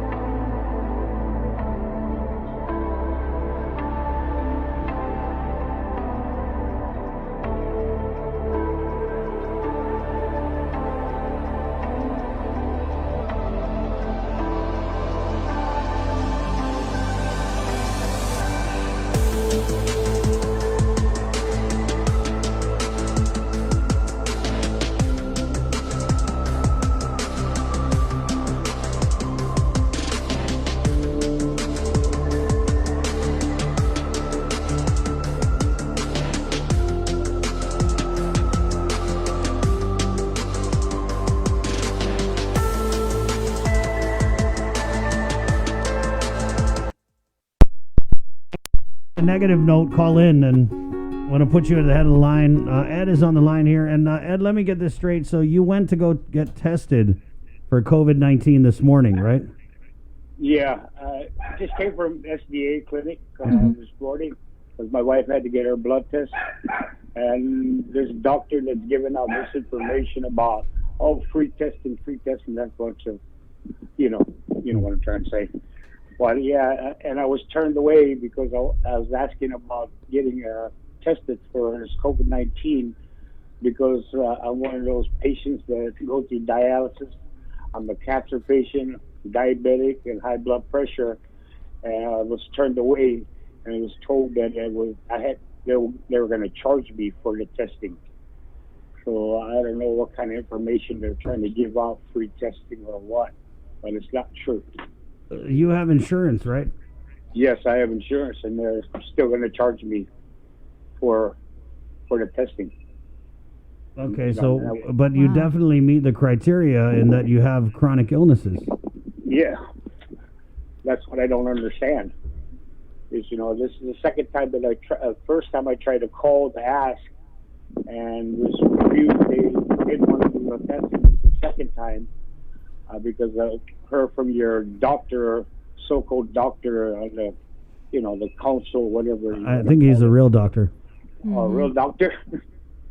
Anyways, it's not true. This free testing, go to your clinic. I don't think they're not even honoring this. Okay, sir. And I mean, I'm just going to go off what Dr. Hoa said. We had asked him this question, and I think if you go to public health, the northern or the southern clinic, or to the community testing, that would be free. I asked. Okay, I even asked. I said, if I were to go to the to the clinic to go get tested, would I be charged? And he said no. Okay. Yeah, and that's exactly what I heard from Rhea yesterday. Mm-hmm. Okay. And it's not true. I mean, well, how much were they trying to charge you, Ed? What was there? Is it a copay thing? Yeah, my copay. And how much is that? $40. Okay. Mm-hmm. A lot of people don't have $40. Are you kidding? I don't got $40 right now. Yeah. So I don't understand why they're saying free, and it's not really free. You got to go out there and use your insurance and pay the copayment. Okay. Well, we'll ask around about this, but I guess my advice would be, if you want to get tested and you definitely meet the criteria given your pre-existing conditions, we need to call 311. Yeah. And the times that they want to do these free testings, it interrupts my time that I need to go be at dialysis. Wow. So, you know what can we do? Well, we're going to put it out there, and what we can do on our end is try and ask some questions about it, Ed. Yeah. No press conference today, but There's no press conference today. Just call somebody from. I mean, public if there they're all was going to be busy today with the standing up the community expanded testing. Right. So do you have a time, Ed, to now go to either the northern public health clinic, the southern one, or there's even a central one in Barrigada? Yeah, but the time they want to do these testings is, the time of my dialysis, and I go to dialysis at 2 o'clock.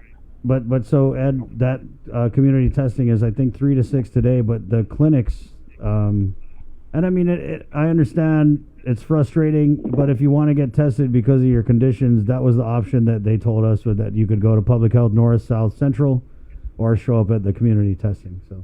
Yeah, and he also said that, like Bree said, that she asked the question if you wanted to go to your clinic. Since I was already there this morning, why couldn't I do it?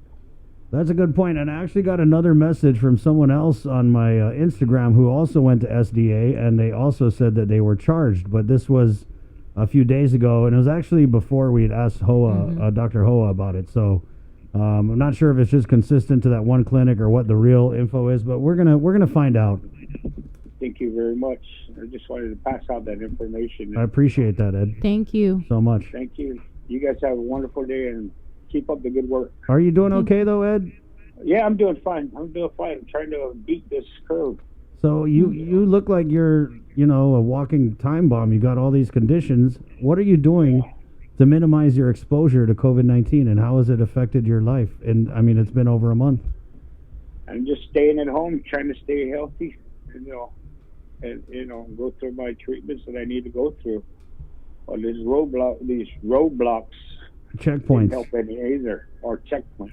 They ended today. They're over now. So that's one thing. Yeah, that's one checkpoint you can check off your list. Maybe I'll get our stimulus money soon. That's the other one. That good luck. Yeah. Define soon. I don't know. We'd ask the governor about it, but there's no press conference, and then she always gets mad. So. What I don't understand too is, this so-called giving the people under the $10,000 mark. What about the people that don't qualify for SNAP programs?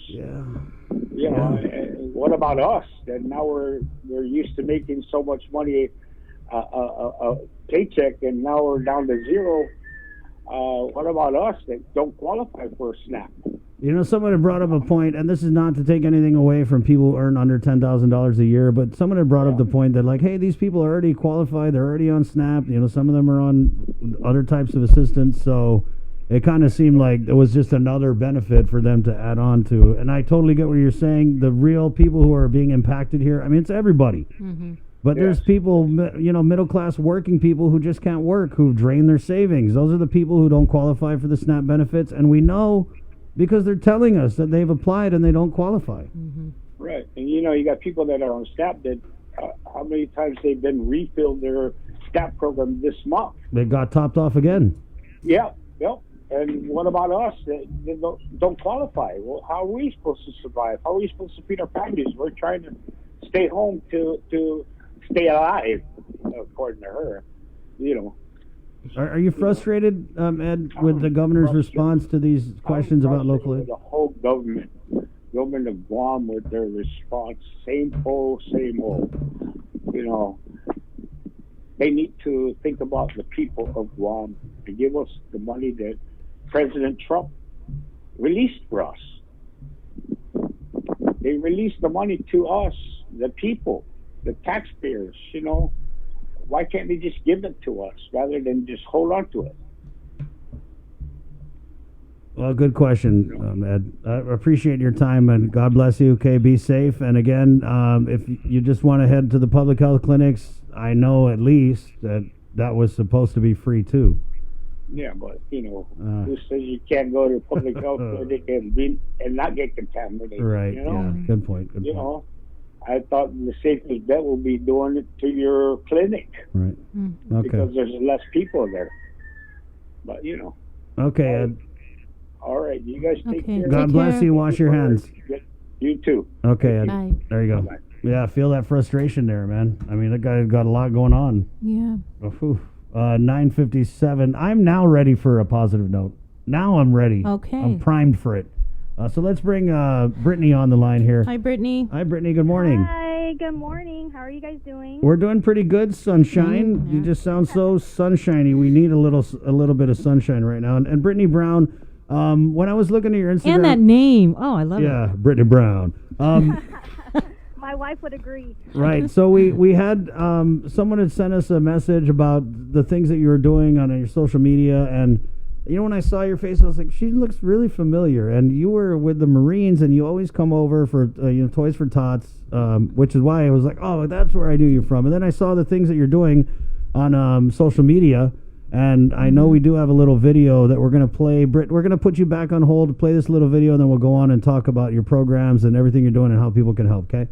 Okay, perfect. Okay, so here we go. Facebook live audience, this is a little video, and I'm going to go play it on the radio side too. Let's get over. It's Brittany and some of the outreach work that she's been doing through her social media. Morning, everybody. I hope your day is starting off amazing. I just want to come on here to say that you guys are truly making me inspired, how the community is coming together, how everybody wants to help in their own way. So I've been thinking about this, and for the Mother's Day box, I really wanted to continue the momentum in the community, and how can we do that? So I know that there's families out there right now that either can't afford something for their mother, their spouse, or just can't get out of the house right now to go get something. So if you know anybody that can't afford something right now or going through some hard times, let me know, and we can pair them up with somebody who would love to sponsor that mama, all right?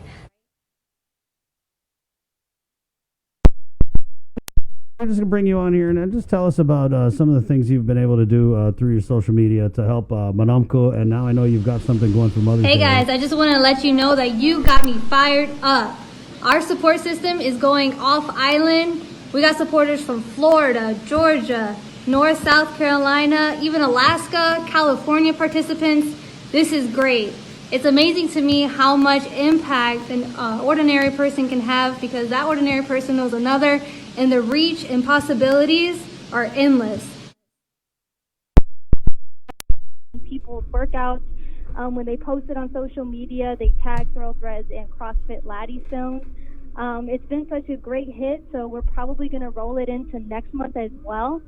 So I'm super excited about that. We've raised around $915 that's going to be going to Kudju, because I know they're extremely in the community right now, feeding families, which is amazing. So that's one thing that's going on. And the other thing that we had going on was Adopt a Senior. So 51 residents at St. Dominic's. It was amazing. So I posted one video, and before I can get to the next video with all the details and what was in the baggies and everything like that, all the seniors have already been adopted. Wow. People reached out to me. It went by so fast. So what type of things, Brittany, were you able to get for these Manamco up at St. Dominic's? So we did a customized card. We did shampoo, body wash, deodorant. We did a comb, facial tissue, and chapstick. Wow. So that's what we put those little cards together. And I know one of the participants who adopted seniors, she got her kids involved, and they wrote little letters in the customized card, which I thought was adorable. So it was a hit in the community. So that went amazing. And the next thing we have going on is the Mother's Day boxes. We only have 12 left. Of course, you can buy them for whoever you want, but if you choose to purchase a box for somebody who is in need or may not get anything for Mother's Day, then you can definitely do that. You just have to let me know that you want to do that, and then I will go and deliver it to that person, whoever it is. What has been the reaction from the community, Brittany, and you've given these opportunities? Because I see your videos, and you seem pretty overwhelmed by the response. Yes, I am. Well, it's nothing new to me because I did Toys for Tots, like you stated. I was in charge of it for last 2 years ago. Wow. And so in that aspect, I wasn't surprised how the community responded, but I guess it was because I wasn't linked. It's not linked to the military. It's not linked to anything. It's just my personal business account, you know, on social media. And so how people, you know, were reacting and catching on and spreading the word, it was like wildfire. So, again, I wasn't taken back by how people responded, more or less, Right. but how the message got pretty much poured out. So it's amazing. Hey, let's get your social media out there so people can help out. I know you're raising money for a bunch of people. So where do they go? So both on Facebook and Instagram, the social media name is Thrill Threads. So THRILL Threads. Okay. And so now you're doing something for moms, and this is because of the COVID-19. People don't have money. They don't have the means to maybe go out and do a Mother's Day. So you get the donations, and then you kind of gift Mother's Day stuff out to moms. Yeah, so I'm advertising it as a surprise box. So if people do want to buy it for themselves or for their moms, they don't know what's inside. But there is 7 items in the box, and there's 3 small local businesses involved. Right, and if I just wanted to maybe give a donation over, because I know that there's moms out there who are struggling, maybe their other half or their baby daddy or whatever doesn't have the time, then you guys would just take care of finding those mothers in need. Correct. Okay. Well, Brittany, I wanted to just bring you on and share that for our last positive note here, and appreciate so much you sharing your time with us and the effort you're doing. I appreciate the time, and there's just so much to be positive and about. Like, I know there's a lot going on right now in the community, but if you really get into the weeds and what's really going on in the community, individual to individual, there's nothing but love going on. So thank you for the time. Amen. Thank you. Thank you, Brittany. Thank you for everything you're doing. Appreciate you guys. All right. What a nice, wash your hands. What a nice little message there. Yeah, go to Thrill Threads, THRILL Threads, for Right. more information. Sorry, I kind of blindsided you there. My bad. Oh, it's all right. 10:04. Bree, anybody you want to thank before we go? All of our listeners, all of our viewers, and all of our frontline heroes out there working every single day. And remember, today, go get tested. It's 3 to 6. The Yes. Estumbo. Is it Let the me go ahead with the Okay, go schedule, ahead. huh? Here's the info for you So- guys. Okay, expanded testing, drive-through walk-ins, residents in Dededo and Jigo having COVID symptoms. You can get tested from 3 to 6 p.m. at the Estumbo Gym. Then on Wednesday, 3 to 6 p.m., all island residents at the Estumbo Gym. Thursday, April 30th, testing for Central residents at the Mangilau Senior Center, 3 to 6 p.m. Then Friday, May 1st, 1 to 4 p.m. For Southern residents at the Agate Senior Center. All right. Well, thank you so much, Sabrina. Thank you, Christopher. All right. Wow, 4 minutes overtime. Thank I you, don't know Joe. if we're budgeted for that. Sabrina Salas-Mantanani, good job today. Joe Sir, Ken Sanity behind the scenes on our digital stream squad. But most importantly, to you, the people of Guam, who keep us going, a reason to get up every morning for this Containing COVID multimedia extravaganza. Oh, don't forget, no press conference today. Yeah, go and take the afternoon off, guys. All right, my name is Chris. Está adios. Bye. It's up to you.